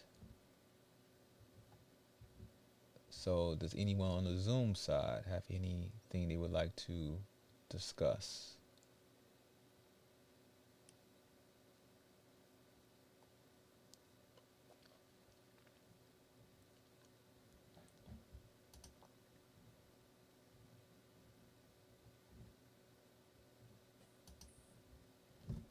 Hello? Yep. Can you hear me okay? Can hear you fine. How you doing, Kashani? I'm good. So I'm at work, so I'm going to try to make it pretty quick. So let me see if I can get my question together. I feel like I'm pretty okay in manifesting. Like I do, like my most recent manifestation. I bought a house like in the middle of nowhere, like beautiful home. I had to do a lot of renovation in it, but it's kind of like my semi-dream home. And part of what I did to bring that to life was I literally, maybe TMI, but I have no neighbors. So I used to visualize myself watering plants naked. Like I would just, in my mind, I'm outside, I'm with my hose and I'm seeing myself watering, I'm happy. It's like awesome and all of that. So now I'm in a place where, I'm already like eyeing another property. and I'm just trying to get myself situated with this and kind of finish the downstairs so I can like move on to this next project and keep going, right? Prior, I was in a school, or I had thought forms that we're not supposed to have desires, because desires trap you into the process of reincarnation, right? So I went through a phase where I'm like, oh, I don't want anything. Oh God, I'm sorry, I'm not supposed to. It's not the right thing to do, right? And then I almost like stopped paying it's a call bell. I almost like stopped paying my credit cards. I felt like the system was gonna collapse. All these things were gonna happen, and I've since like graduated from that thought form. I'm like, okay, well, I'm here having a human experience. Why not? Hold on, Tony. Okay, that's not me. I'm like, I'm having a human experience. Why not, enjoy it? So I say all that to say, now that I'm wanting, like, my newest thing I want to do is I want to be debt free, kind of live freely, be able to travel, not have to work. And I've been looking up ways to do it. I'm involved in a few different things. And now I want to write an ebook. And I'm in the process where I'm doing reading, I'm learning more about manifestation, so I could be able to gather all the things I've learned and I can share with people and, just kind of share my story and allow people to, whatever. So I say all that to say, how is there a space, like when you're manifesting, is there a time where you have now crossed okay, so I'm manifesting, I want these things. Is there a time where you say okay, I've created, because then it turns into greed, then it's and then it could turn into non-contentment, and it's just I feel like that has happened with a lot of people who probably control the world or control different narratives, that they just get greedy and now we're in a mess. So is there something that you look for within yourself where it's okay, I should be content in this with my manifestations so far, and now I can sit and stop myself? Or are you always supposed to want more out of life and keep striving or stuff like that? Okay, I'm gonna mute myself again. Okay. So yes, the answer is yes and no to both. It depends on you. Right, that there's even stories, for example, right, of as people, because even the in the previous call, I got into as you heard me say, about the whole density, the water pushing against you, right, and as you keep pushing, eventually the levees break, right? So, and then, but another wall is going to come, right? And the pushing against that wall it's not like you're just doing what you're supposed to do. It can be family issues, it can be work issues, you know what I'm saying? It could be, these are things are happening that you necessarily don't like, you know what I'm saying? But you're pushing through it, you're working your way through it anyway, and then eventually the levee breaks. So with that being said, there's been stories of masters, right, who are continuously going up higher levels, right, higher levels in mastery, and they end up coming to a point where they say, I'm good. I'll just stay right here, because they see that as each level as they pass, more it's not the little minute circumstances that happen when one just begins their path, right? Little annoyances and things of that nature.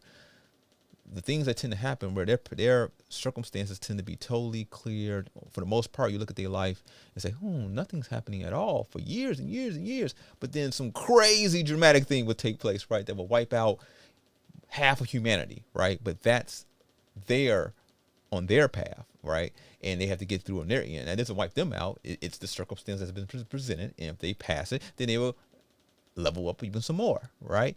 But it gets to a certain point where, because those things are so massive, right, they may even take out family members, or bring harm here, or just cause so much growth pain, that the master will say, you know what, I'm just going to stay right here. I'm good. If I get recycled, if I have to go through again and proceed further, I'd rather start anew again at that point. All right. I will start at this level, whatever.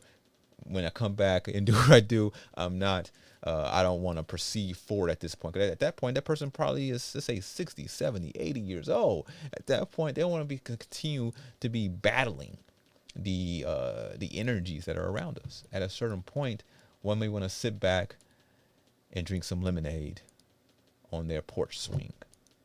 Okay, so that's just that. So, but there's always self-examination, being aware of yourself, right? If one is aware of themselves, especially if they're meditating and stuff like that, it should, if they are aware enough, it should come a point where they start to recognize that they're starting to be more greedy.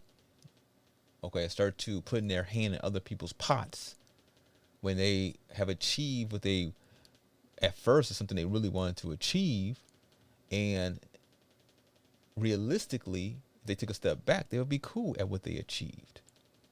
Okay, so that becomes, again, self-awareness, meditating, and just watching self. You know what I'm saying? There's nothing wrong with achieving. There's nothing wrong with pushing forward.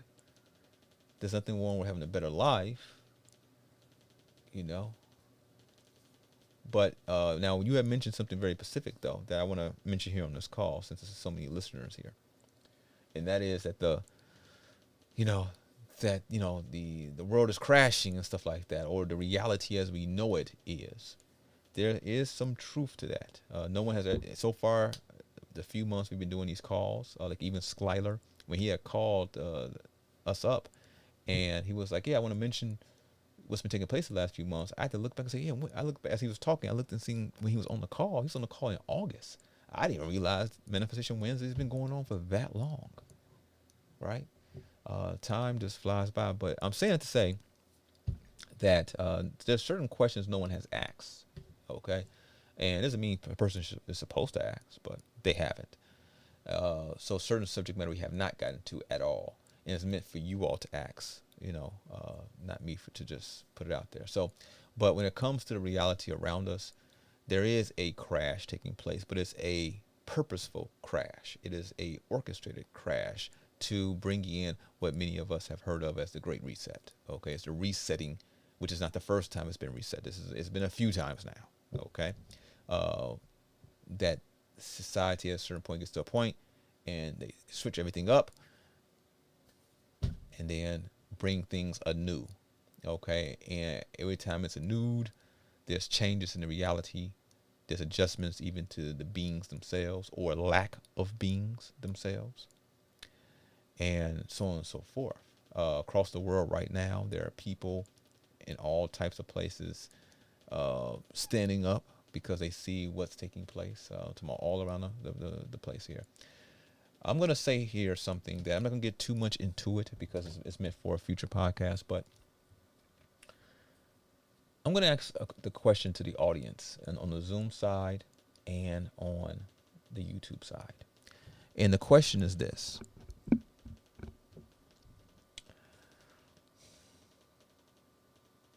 Let's say a person of perceived authority, okay? What I mean by perceived authority is that because of a costume or whatever, people feel that you should do what this perceived authority says. And it's a perceived authority said to you, specifically you, and you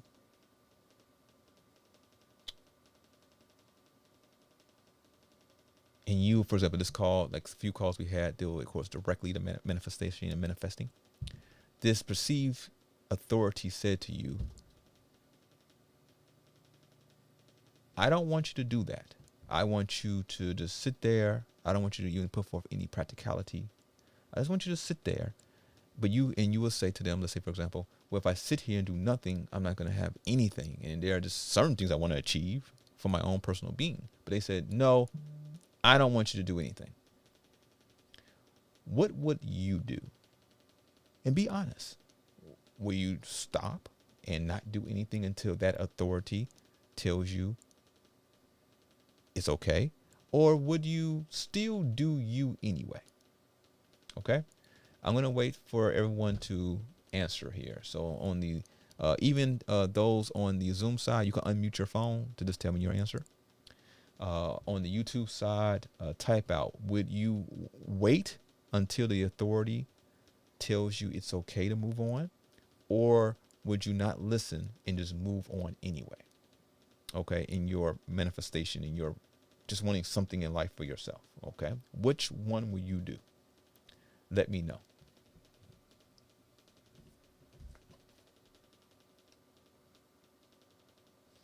Which one will you do? I'm just giving a moment for people, especially on the YouTube side, because it is a delay. And so the delay is about anywhere from a minute to 2 minutes before they hear what I just said. So I want to hear, I want to see what they say as well.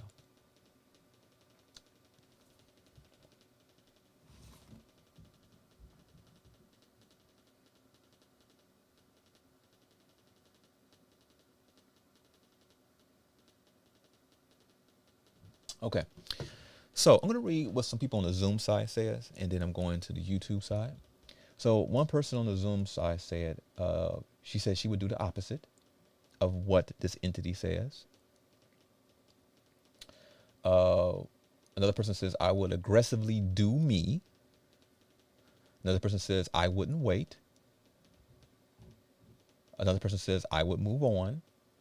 Another person says, continue on my path. On the YouTube side, a person says, I still do me. Another person says, do me anyway, unless it's my ancestors.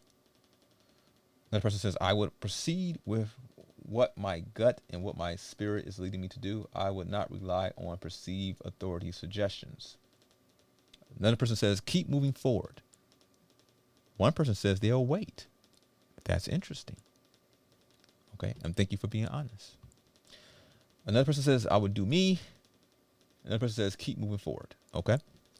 So the majority of people, except one person, directly said pretty much this perceived authority said that they don't want you to do anything, right?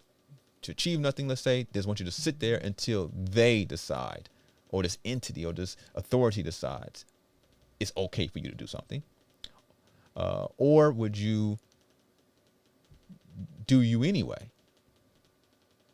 The majority of people, except one person, said that they will continue to do them anyway.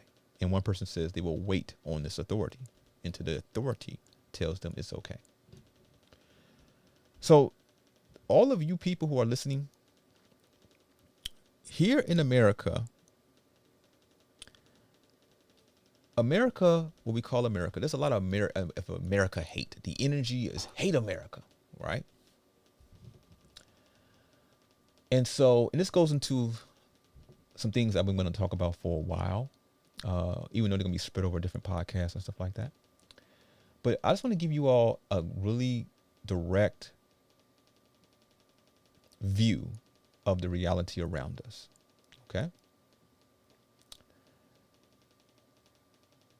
Those of you who stated here, or who you may not have, you listen to my voice, you may not have directly put it out there, but you're listening to my voice, right? And you have answered the question within your own mind. Those of you who have stated that you would do you, you're an American. That's Americanism. That's the culture of America. That right there. You say, what? But other people in the world will probably see the same thing. For the most part, no. Especially the countries you hear about, these communist countries, which you know, the entities in America are trying to make it that way, a communist country. You don't get a choice. So for many of you who said, no, I want to do me, no perceived authority is going to tell me what to do. That's the American in you, which is that spirit of, which is more of it comes from a time where people used to do them. Okay. More collectively though, they did them, but they're doing them and it mixes in properly with what the collective is doing. And so as a collective, as a culture, or as a society, okay, or even as a region, okay, or even let's say as a whole country, or even as a whole world, is moving forward in a certain direction, which is bringing growth, which is bringing prosperity not necessarily in the form of money, but prosperity of the body becoming stronger, mind becoming more connected to the creator, mind becoming more just wise and energetically present, okay, intelligent, and so on and so forth, pretty much becoming stronger, okay.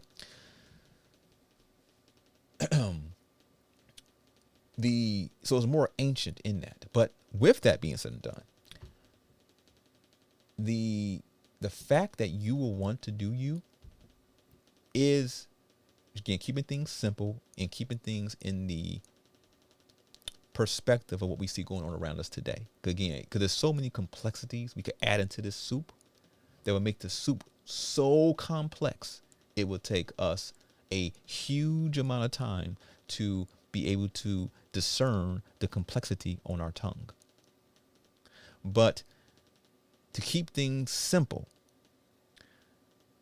the way that you say you're going to do you, the way that you say that you're going to do what you want to do and nobody could tell you what to do, right? That energy, that's America. That's the energy of the culture of America. Other cultures, let's say like China, for example, right?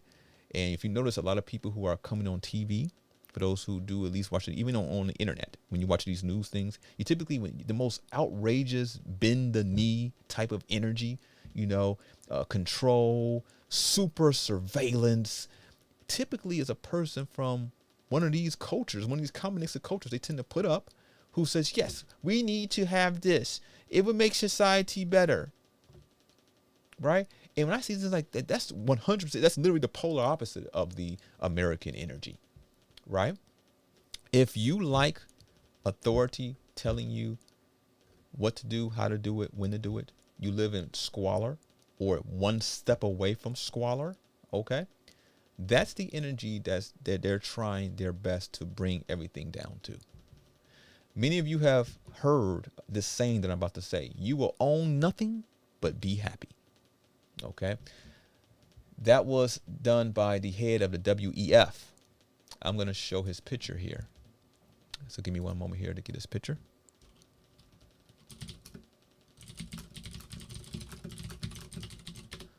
All right, so I'm going to bring up his picture here so you can see.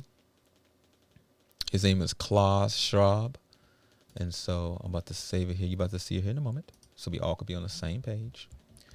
He's the head of the WEF, and at least the face of it, okay, at this point.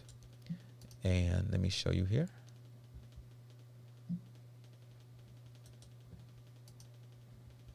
So people will see it on the YouTube side, and I'll put it up in a moment here for the Zoom side as well.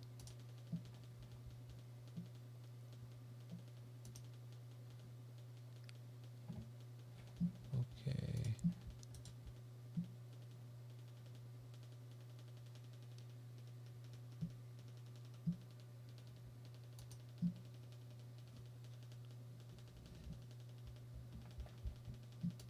All right, just bear with me, everyone. I'm trying to save the picture here, so I'll go load it up.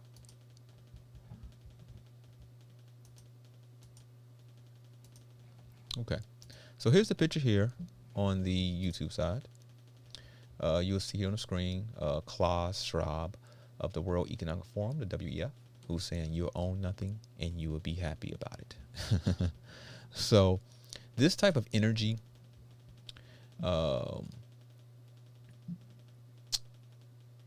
see, the thing about it is, let me add this into the equation. I'm about to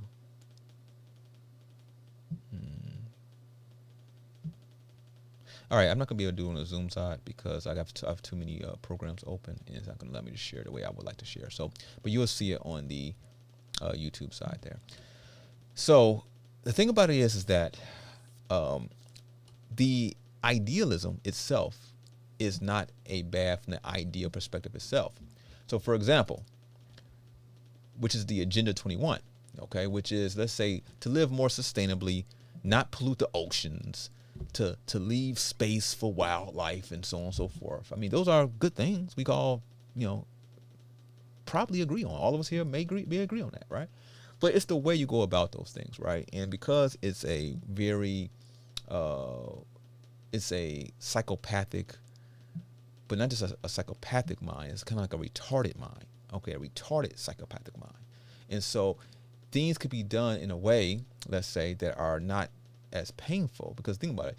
If these entities control the world and control the way society moves, then they could control the way it moves, right? You know what I'm saying? So if you are the master of if you're the puppet master, see how things move, society could be prosperous. And things could be, as things are prosperous, things can move in certain directions that could benefit people. So for example, we know about population control, right? And there are many ways that population control is happening, right?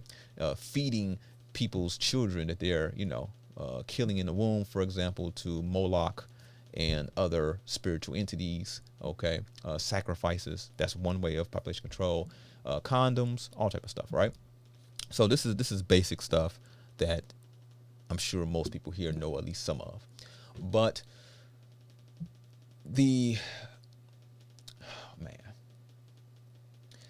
let's say, for example, they didn't want people to have children, right? They could easily just say, know what? There's too many people. Let's say if it really was, right? It's just too many people. We know you all are going to do what you're going to do. But for every person who would sterilize themselves, we would give them $40,000. So for every person who were to willingly sterilize themselves, we would give you $40,000. Now, people here who are listening may not agree with it at all, but still, right? It's allowing a person's own free will to choose, and if they choose, then they get the benefit of the $40,000, right? And they will be sterile. There it is, right? So that's kind of a less painful way, right? Not sacrificing children, right? Not causing pain and suffering across the globe, right? But they have to have the pain, because it generates loosh. Okay, think of loosh as food. Okay, think of loosh as food, but not just food. It's like the sweetest dessert that you ever tasted. The equivalent to loosh on the spiritual side is adrenochrome on the physical side. Okay. So for those who have heard the term adrenochrome, that's the physical, let's just say for this, make it simple here, right? That's the physical equivalent to loosh on the spiritual side. And how loosh is generated on the spiritual side is by fear, anger, hatred, pain, suffering, and any other attribute that's in that same genre of energy that you can add to it. Adrenochrome, being the physical representation of loosh, is harvested from people, specifically children, by the same things. They have to have massive amount of fear, adrenaline, which typically by fear, okay, pain, suffering. Do you understand? So I said all that to say that it's a reason why there's a target on America. And it's not what you think it is. It's not not saying you, but it's not what what it seems to be right in front of your face, right? There's an energy here. There's an energy within lots of its people. And that energy, it's a reason why America, Americans, even people within America, they would do certain, let's say, make up certain fads, for example. That's FADS, certain fads. And the whole world starts to do it. Think about it. And that's not happened just once or twice. It happens all the time. Now, it's not as much these days because, again, this society is being broken down hard, okay, from every angle. But let's look at many of the fads that took place. You don't hear fasts really taking the fasts that take place in Russia, or the fasts that take place in synagogue, or the fasts that take place in Gambia, okay, or many of these other countries in the world, right, in Tokyo, even though they do have fads within their own culture as well. You don't see our culture here in America being bombarded with all these different fads from all these other places, and you see all the youth copying and doing things from Tokyo, or doing things from Mexico or something. No, but you see people here creating things, and people in synagogue, people in Morocco, people in Tokyo, okay, people in Russia, doing those things that the people here do. It's a reason for that. You talking about magic? You talking about manifesting? A lot of people don't know where you're at. And that's why they're trying so hard to break it down. From both sides, which I'm going to get into in a future podcast. It's not just for those people who think, oh, this is white people. No. It's the people and the black people, so-called white people, and so-called black people too. These extremes. They're there to create loosh. Because most people are not extreme. You know what I'm saying? You're talking about the extreme of extremes, right? Over here on the left, and then you got the equivalent of that extreme. So think about it. Let me make it simple here.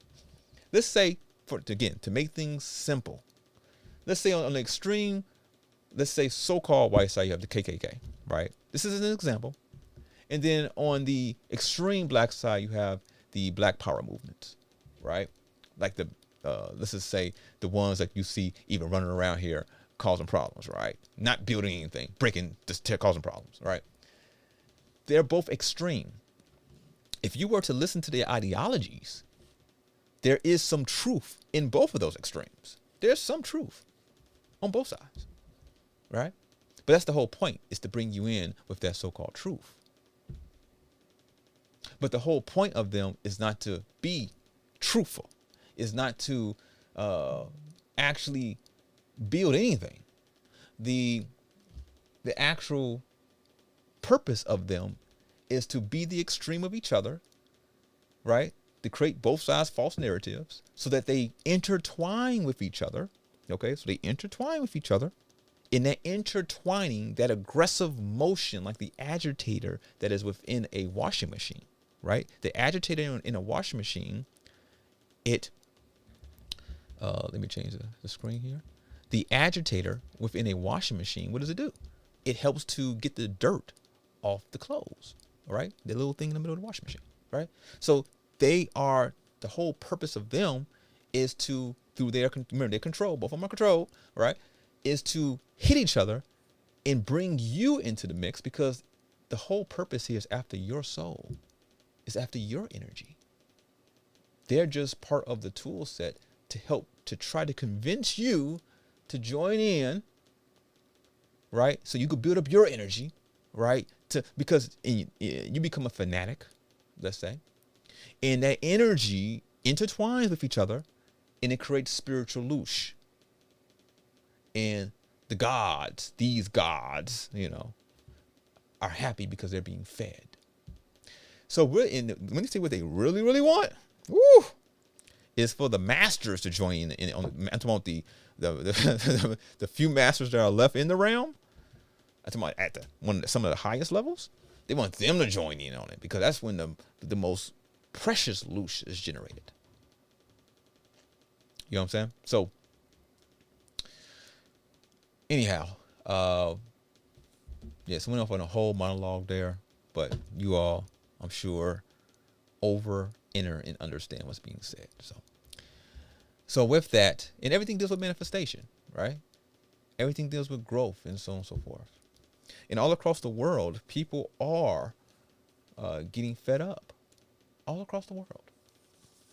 On our Telegram channel, many of you should join it. The link is in the description below. There's a lot of news which you can see directly, footage from all around the world of people who look just like you, in other places as well, who may not necessarily look like you, but who are being bombarded as well and who are tired of it. So when you hear these people talk about maybe Marxism or communism, which again, in another episode of actual podcast, we're going to get deep into all these terms. And you're going to know without a doubt, when you hear these things out in the wild, you're not going to be confused, or someone's not going to be able to take advantage of you. But when you hear these terms like Marxism, communism, and everything else, they're just deeper levels of a diabolical system to own your soul in some form or fashion, to own your being in some form or fashion. Now, some would say, isn't that going on now, though? Anyway, yes, it is. Mm-hmm.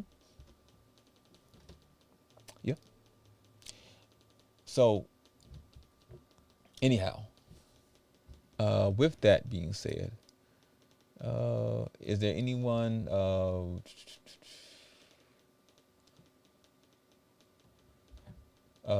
is there anything that anyone would like to state? Any comments, questions on the Zoom side? Any comments, questions on the YouTube side? If so, unmute your phone on the Zoom side. If not, we will be ending the show momentarily. A person here on the YouTube side said, do you think, it's a Vita here, do you think that with all the drama that's happening in the news, someone or something is trying to manifest something in particular, and the way we as the people are responding to it in helping them? Yes, 100%. We are the catalyst for the manifestation. The people are. That's why the wretched get very angry at me because of the show that, the shows we be having, because they want to, in many of the New Age community, right? I'm talking about practically all of them. These entities, think about what I'm telling you, right? Practicality, that there's nothing wrong with manifesting, but in the form of positive thought forms putting forward, but you have to do the practicality. Okay? And there's rules that I would say to the whole action, right? So it's not just, fluffy things here. Let's play with some menstrual blood, right? Play with menstrual blood under a full moon. All that type of nonsense. You never hear me talking about any of that. And I say, personally, stay away from all that nonsense, because it only leads down a very specific path. And most of the things you will see around want you to go down that path. Why are they so eager for you to go down that path? And even though what I'm saying does not put you in harm's way, even though what I'm saying will make you stronger in time, they be so angry at me. They don't want me saying any of this. But and they're so persistent in getting you to want to do what they're doing. Why is that? Just think about it, right? What we call demons, or what we call negative spiritual entities, think about it. For the most part, where would they dwell? In many spiritual practices, it tells you to keep your home clean. Why? Because in a dirty home, dirty things start to manifest. Dirty energy, etheric energy, whether it be mindsets. Okay, not even talking about the physical crud or in the physical manifestations like roaches and things of that nature, but just the mindset, okay, that tends to come about. And it's said that in many spiritual practices that negative spiritual entities, demons and things, harbor in a lot of places that are nasty, damp, and dark, and ugly. Okay. And in many of the wretched practices, they play with their spirit. They play with their menstrual cycle, for example. Because the blood is powerful, right? They say the blood is powerful. Yeah, it's truth to that. 100%. 100%. But they play with their menstrual blood and putting their palms at the moon and doing all type of crazy stuff, right? You know what I'm saying? Like I said, all this stuff everything is known. All is known, right? I'm not going to expose everything they do, but all is known. And so, isn't that disgusting? You know what I'm saying? Isn't that disgusting? The oracles don't do that. And the oracles are the cream of the crop of feminine technology. Okay, you heard what I said, right? Feminine technology, right? The actual technology of feminine nature. The oracle is the cream of the crop of that. And they don't do that.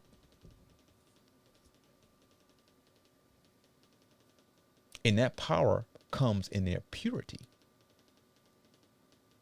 That's why all around us, on the TV, and they bombard you with despicable behavior. They bombard you with instead of you being the oracle, let's say in a woman's sense here, being an oracle, being of purity, they want you to have, for example, a hot girl summer. They want you to have many sexual experiences. Girl, you see these people who have tons of followers say, oh, girl, you see them on YouTube and everything, right? On these little talk shows they have on these YouTube channels. So, yeah, girl, I had 8 of them this summer.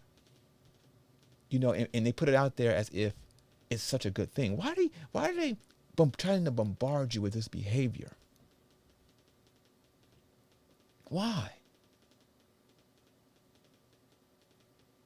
So with that, yes, they're utilizing the people as a collective to generate the thought forms for them. Hence why society is the way it is right now, because of their push and persuasion and physical mechanisms, okay, to force society into an unnatural position, to invert society. Inversion. Okay? So, which is obviously, if I say to you, are you enjoying what's happening around us? Yes or no. If you said, for example, yes, I'm enjoying every bit of what I'm seeing happen to people overall. I'm very happy to see what may be happening to myself in my job or my livelihood. I'm very happy to experience all that we see right now. Well, then you enjoy the inversion. Then you are a person who enjoys the inversion. And I don't have no qualms with it. You enjoy what you enjoy. If this is what you enjoy, so be it. But if you in any way say, no, what, I don't like this, you may be a muwa, let's say, and say, I like certain types of craziness, but I don't like this. Well, then all craziness goes further. Okay. It keeps, for the most part, going deeper and deeper. Right. It doesn't typically crazy just doesn't stop. Okay. At level 1, it goes to level 2, then level 3, stuff like that. Right. So with that, if you feel that this is crazy, that this is, that you just want to live, that people should be, have autonomy of their own, and all those types of more positive thought forms, then you don't like inversion. So I would say personally, put forth the positive thought forms, put forth the practicality, because think about, if everybody does their part, things will move in the other direction. That's the only way to move it into the other direction. Literally the only way. Just like they're pushing super hard to corrupt everyone. They're pushing so super hard to defile the oracle. They're pushing so hard to defile the magi, the wizard, and all these people, the geniuses, the sages, those who with their genius mind are able to create things to put the world back in to help the world go back into a place of balance. It's going to take everyone that's doing their part. It doesn't mean, no, don't worry about saving everybody. Don't worry about that. Just do your part. Put forth positive thought forms and take it step by step and encourage others to do that as well. Put forth positive thought forms and just take it step by step. Step by step. So let's continue on here. Like for example, before I even continue on here and be some more comments here, like you all may have heard, or if you haven't heard, I'm going to tell you. Like for example, Southwest Airlines, for example, a few weeks ago, mandates happened on Southwest Airlines, and when those mandates happened, mysteriously, hundreds of flights were canceled. Right. And Southwest had blamed it on everything other than what we eventually found it to be. That when they put forth these mandates, the pilots and many of the other staff who were on Southwest, they walked out. They weren't going for it. And so it went on for a few days of hundreds of flights, not taking off. Okay. Because they had no pilots to even fly the plane, because the pilots were like, I'm not going for it. And then guess what happened? They said they're not going to do mandates anymore, at least at this point, and they came back. The more specialized the field, where you can't just replace people that easily, the more actually those type of people get their way. Okay? You're not out here alone, people. You're not out here alone. It may seem that way because think about it, I don't own the airwaves, right?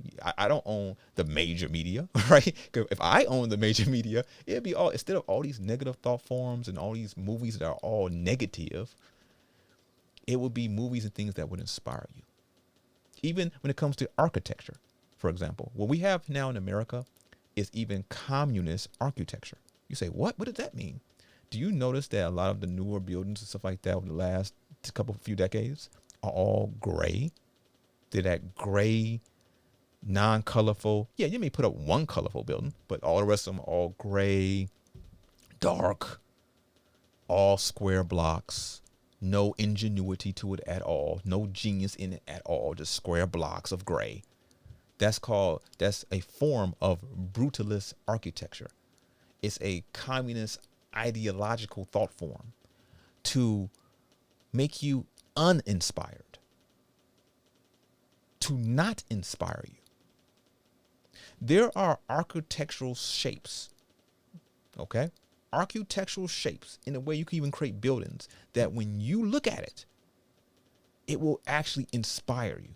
When you look at it, it will actually inspire you to create. It will inspire you to want to grow flowers. Like literally, I want to grow some flowers now and put them by it. There are literal architectural shapes of buildings that can be created. And that's literally what starts to happen. You put that into place, people just want to start bringing flowers. People start wanting to dance around it. People start popping up, just want to play music. This is ancient knowledge that is known. They try to hide it, but it is known. All is known. The Spectre has always been watching. That's the Algorithmic Research Foundation, right? All is known. So with that, only way that if you want beauty to be, you're going to have to. So as I'm looking here in the Zoom side, naturally me, Amira, Jackie, Diana, T, CJ, Skyler, Plans, Kashema, Charles, Normal, Danny, Atina, Randy, Reese, the numbers that are there. On the YouTube side, Carmen, Rakib, Feminine Masculine, Ganelle, Clarity, Nubia, Maricela, all these people, right? You're going to have to put forth the beauty in the world if you want to see the beauty. Literally, nobody else is going to do it. You literally have to do it. Now, if you don't want to do it, or if you're not going to do it, then you can't complain when universal principles come into action and you get what's going to give you, because they're working on universal principles. Even though they do many diabolical things that but overall they're working on universal principles. Okay? If you want things to change, you have to put forth a change. So, let's see here. I'm looking at some more comments here on the YouTube side. Okay, so I did answer all that in full. I see your secondary question, Avita, that answered that as well. I didn't even see that one, but it did answer it. Let's see here. Clarity mentioned, do you believe the depopulation plan has been thwarted, at least for now, and that things will turn around in the next year? No, Clarity. No. See, unlike again, the spirit of humanity is on its knees currently. Okay? The spirit is strong. Okay? It's stronger than strong. But currently it's on its knees mainly because it's being whipped for so long, but also because it forgot how strong it actually is.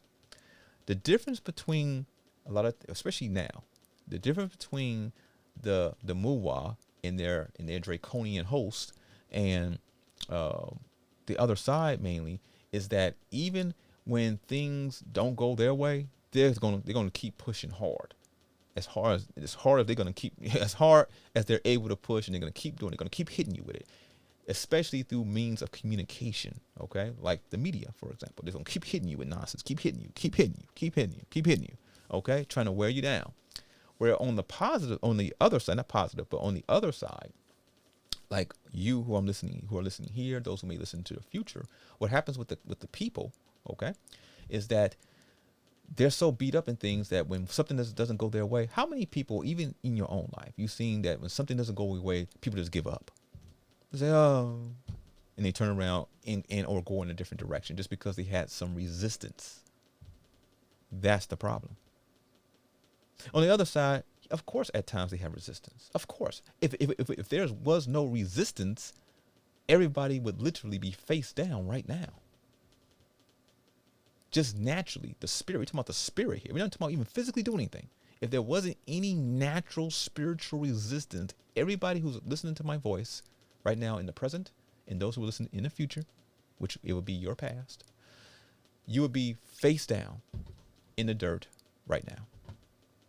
But the reason why you're not is because of the natural spiritual resistance that is imbued within beings who have a soul. And that's what they're trying their best to break down. So with that, as long as people, again, it doesn't take everyone. Don't think everyone's going to put forth positive thought forms. Don't think that they will at all. You know what I'm saying? Don't think that people are not only not going to put forth positive thought forms, but are not going to do the practical thing to move forward. Just do you. You make sure you put forth positive thought forms. You make sure you move forward. And maybe, just maybe at a certain point in time, you will become the... And how can this be? For he is the Kwisatz Haderach. And you'll be out here saying... Put some respect on my name. So, with that, let's see here. Anything else here? Anything else?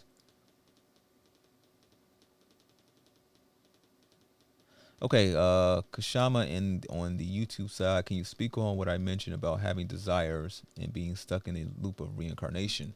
Well, first off, those are theologies. Those are ideologies, okay?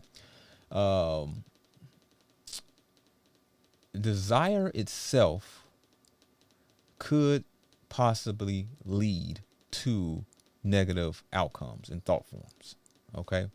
Because, for example, you can have a big house. You can have these without having the desire for it. You don't have to have desire. Like one time, a person who was not at the level this person thought they were, we were sitting there and this person asked me, so what pretty much what desires do you have? I said, I don't have any. What? The person actually got physically irritated that I said that. Instead of even asking, what do I mean or anything, they got physically irritated as if, for example, they're talking to, let's say, the average person who, if they say that, they actually, don't really actually have any desires or anything. You know what I'm saying? Like literally, they just walking around bumping their head in the wall, right? This person got physically irritated. It was all on their face. Got disgusted. which showed me, because this person was acting like they were, a certain thing. So this showed me, without a doubt, this person is not at the level they think they are. But with that, you can have what you have without having desire.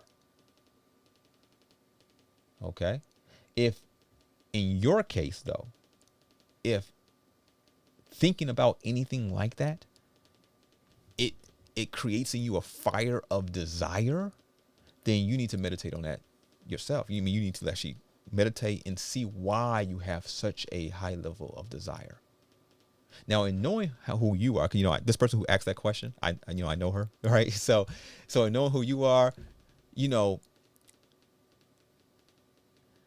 are a go-getter, right?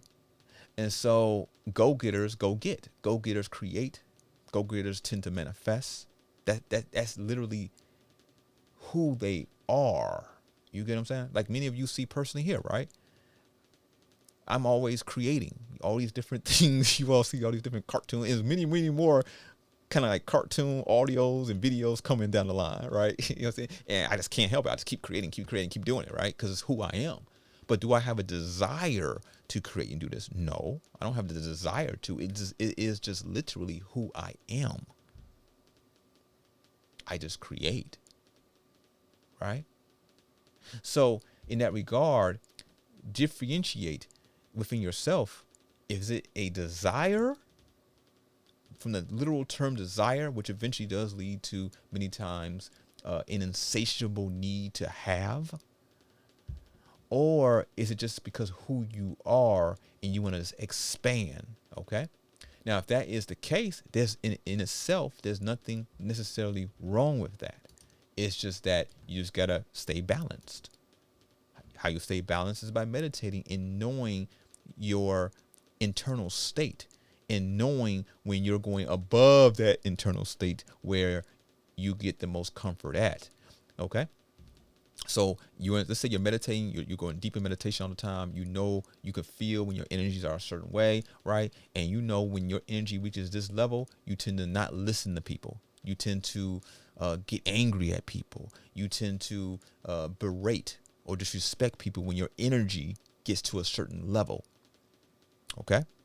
Then as you're feeling, no matter what circumstance you're in, as you're feeling your energy grow, you stop it before it gets to that level, because you know at that level it becomes a bit uncontrollable and you begin to, be a bit disrespectful. Maybe not purposely, but you begin to, like, someone may be talking and you overtalk them, all that type of stuff, right?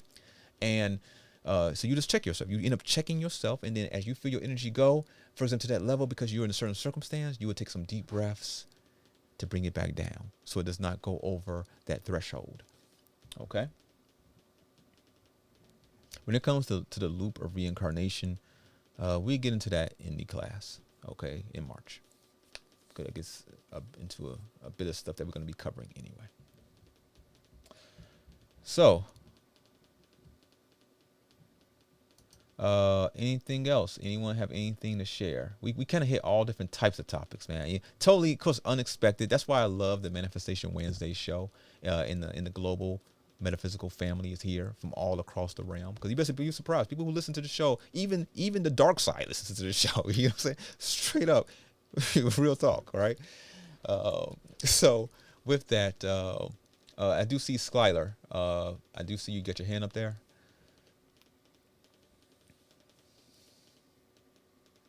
And after Skyler, if no one else has any comments or questions they would like to share, then we will be ending the show momentarily. So, Skyler, you can unmute yourself. Okay, there you go. Mm-hmm. Yeah, you can hear me? Yep, can hear you loud and clear. All right. So, before I even do anything, do you mind if I say that rap that I made you? Actually, I had it here to even play. You want to say it, or you want me to play it? Oh, you can play it. All right. So, Skyler, I guess he got inspired or something, whatever you want to call it. So a while ago, he ended up sending an email with a rap that he did, right? So this is for you all to listen to here. All right, so here we go here. One moment. All right, here we go.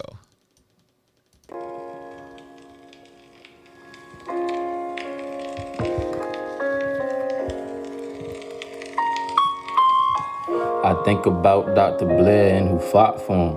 I love Tony cause the brother really thought for him, and over time helped him cultivate the thought forms. Let me take you way back before it all happened, way before the monatomic and the gift rapping. The truth was the goal, the truth was what he seek. The truth is Dr. Blair lived down the street, and everything is divine if we being meek. There's only 144 when we think of time, so every second it's ourselves that we should choose to find. There's nothing more important than a soul aware. Project Etheric sending balloons in the atmosphere. My man. Thank you. Yeah, appreciate it.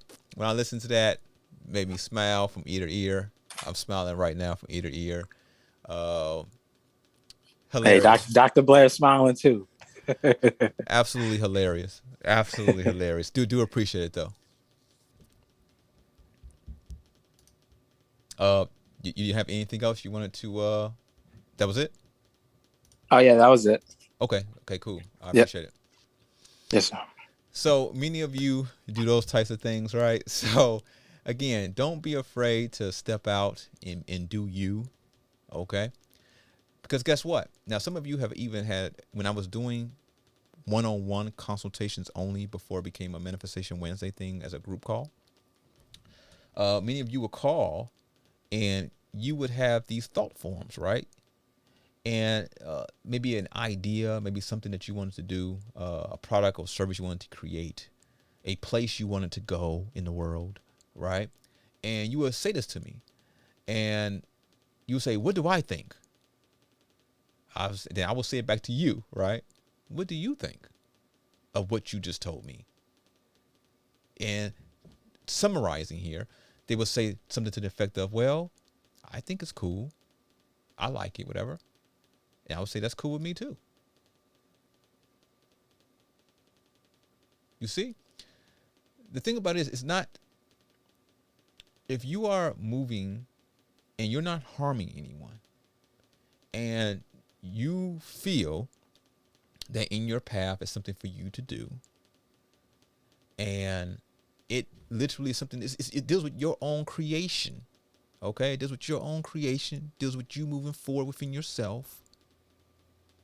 How dare anyone interject into your thought form to tell you you either can't achieve it or tell you that you should not do it, or so on and so forth? That's why I tend to pose that question back on you or the person who may call, because it's not meant for me to tell. Now, if you just want to hear my opinion of it, I do tell you that. Like, and most of the time, actually, pretty much I could say, unless they were diabolical, because some people who have consultations have been absolutely diabolical. Okay, like one person who had to get kicked out and stuff. But for the other 99.9% of those people, when they ask, after I would say that, they would still say, "What do I think?" I say, "I think it's wonderful." Do you? If you really do and achieve what you're telling me, you will add positivity to the world around us. And I look forward to it. Let me tell you all, I wish I had the clip here. It's going to be on the Patreon, which is the Computer Training with Tony, which I did almost 20 years ago. Okay. And so again, almost 20 years ago, I was around 20 years old, right? To give you an idea. And the things that you see happening now, I was doing those things then. Okay. This is before social media, any of that. Okay. I was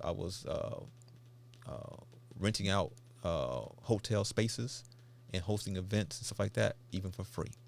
Okay. Almost 20 years ago, before social media, anything like that. And there's a clip that I'm going to show on this show on one of the podcasts. And what happened, let me give you a prelude to it. So when at one of the sessions of Computer Training with Tony, which was free, I put ads in the newspapers, even around the town and everything else, right? Flyers around the town, so on and so forth, even door to door, going to door to people's homes, putting flyers in their mailbox, okay? To come out and you will learn about how to get into IT. Some here may, because some people here on the line they knew me way back then. So my phone number was on that flyer. And so what happened is that this one guy in particular called.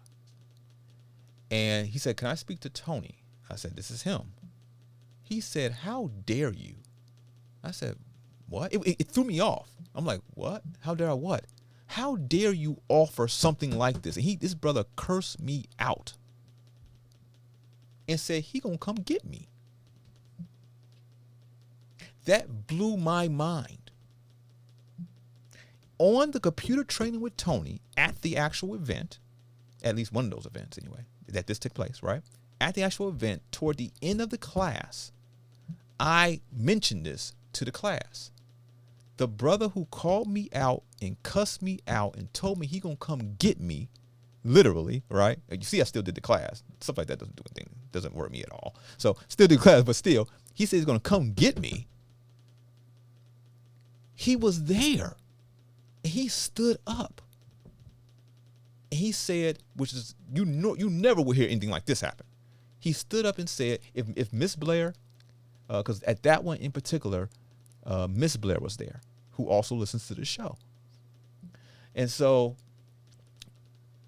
this brother said that he was an older man too.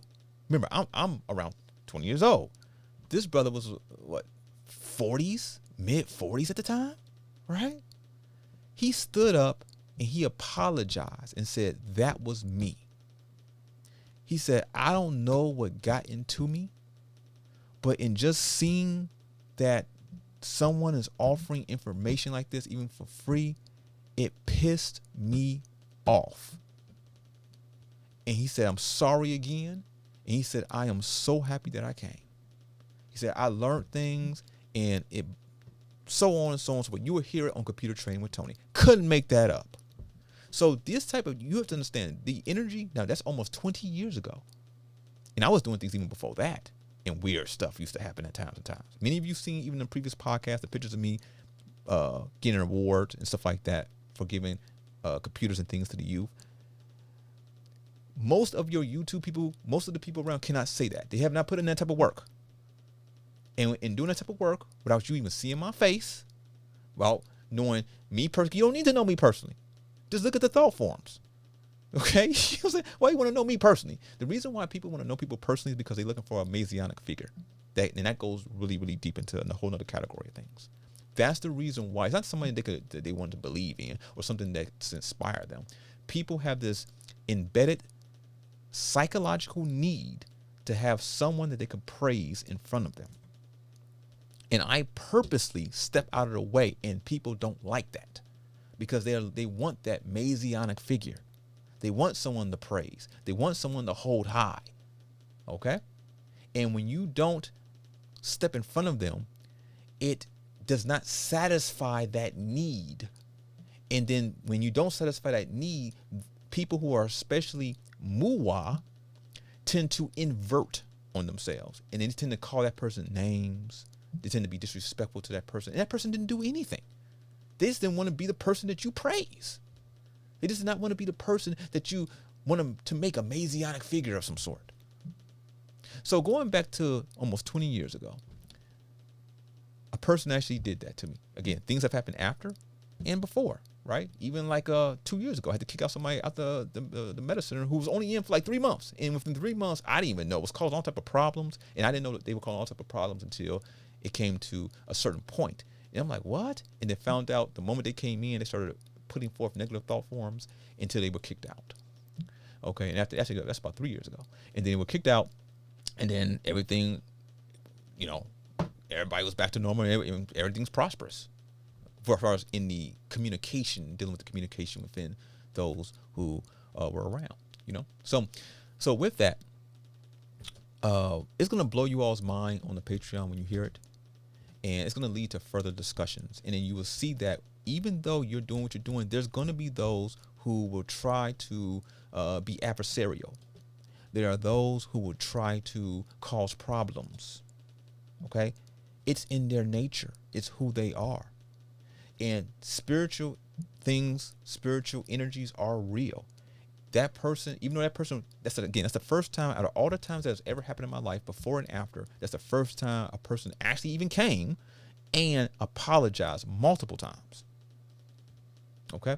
But you have to understand, sometimes they don't even recognize that that is taking place, that they're putting forth so much negative energy because they have been, their housing has been took over by a foreign entity. Okay?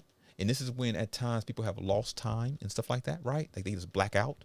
Or when something's happened, right? He's like, man, why you just say that? They're like, what did you mean? What did I just say? I didn't say anything. Like, brother, sister, you just said a whole bunch of crazy stuff. I didn't say anything. You're crazy. What are you talking about? Okay? Because they are inhabited by energies, okay, that are foreign to them, who are taking over their sacred spaces. So on a future podcast, maybe even this mind control podcast, okay, I may show that on the podcast. Okay, at least that little short clip, so you can hear this person, and you're like, "What? Who would do that at something like this?" But it shows you there. So you're talking to someone who's been scientifically looking at these energies pretty much all his life. It's actually not being afraid of it, but studying it, paying attention to it, why it does what it does. What agitates it? What doesn't? And it goes deeper. You're talking about over 30 plus years of that. So, and again, all of you all, what's happening is that you're getting glimpses into why me and Dr. Blair, or Dr. Blair and I, were so close. Because he knew of these things. You know what I'm saying? So with that being said and done, I hope you enjoy these little stories, these monologues and things that take place through these calls that inspire. You all are making comments, you all are asking questions, and it inspires these drawn out thought forms that I think at least someone here can benefit from. So, and I appreciate all of you doing that. And I even give again another hand clap to those of you who are open enough to allow yourself to be vulnerable, even for a brief moment, to whether it be to get some clarity, whether it be to get an answer, to get confirmation, or even to share amongst those people who resonate at least similar to what you do. So my hat goes off to you all who are like that, you know? So with that being said, going back to the Zoom side for a moment here. All right, so it looks like no one else has any comment or question at this time. It looks like that is it. It looks like it. So, yeah, it looks like that's it at this time. So, I appreciate everyone who tuned in tonight. This was a really good show. A lot of energy was exchanged, and I know for a fact many will benefit from this show. A lot of times, too, I have to chop it. If for anybody who in the audience who actually goes back and listens to this, if you can, in the comments section of the video, once you listen to it, put when the different callers come on.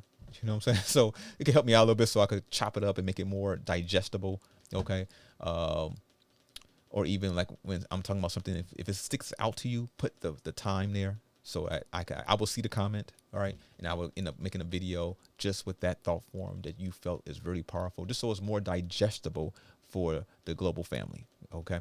Maybe something there that some of these, our calls sometimes go 3 to 5 hours. Okay. And that's a whole lot to digest at one time. And some people they don't have the ability to sit through a call like that. So if it's a point of if these different calls and things that really stick out to you, it would be really beneficial to the global family if you were to timestamp that, and then I will end up making I will end up chopping it up so that could be even one by itself. So appreciate everyone who tuned in tonight. All right, and it's almost 10 p.m. Central Time, almost 11 p.m. Eastern Time, almost 8 p.m. Pacific. So with that being said, I need to get some grub, and my throat is getting a little dry now, a little sore. So we will speak again soon. We will have meditation this upcoming Sunday. And so until the next time we speak, take care. Thank you. Take care. Peace.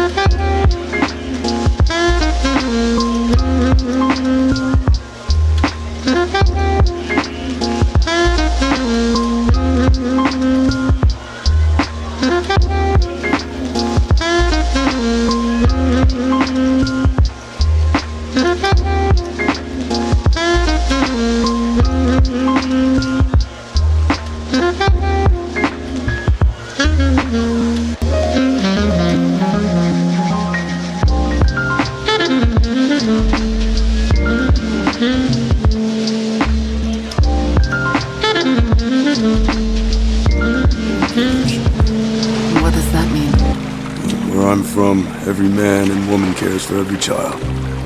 It is our duty to make sure every child is safe.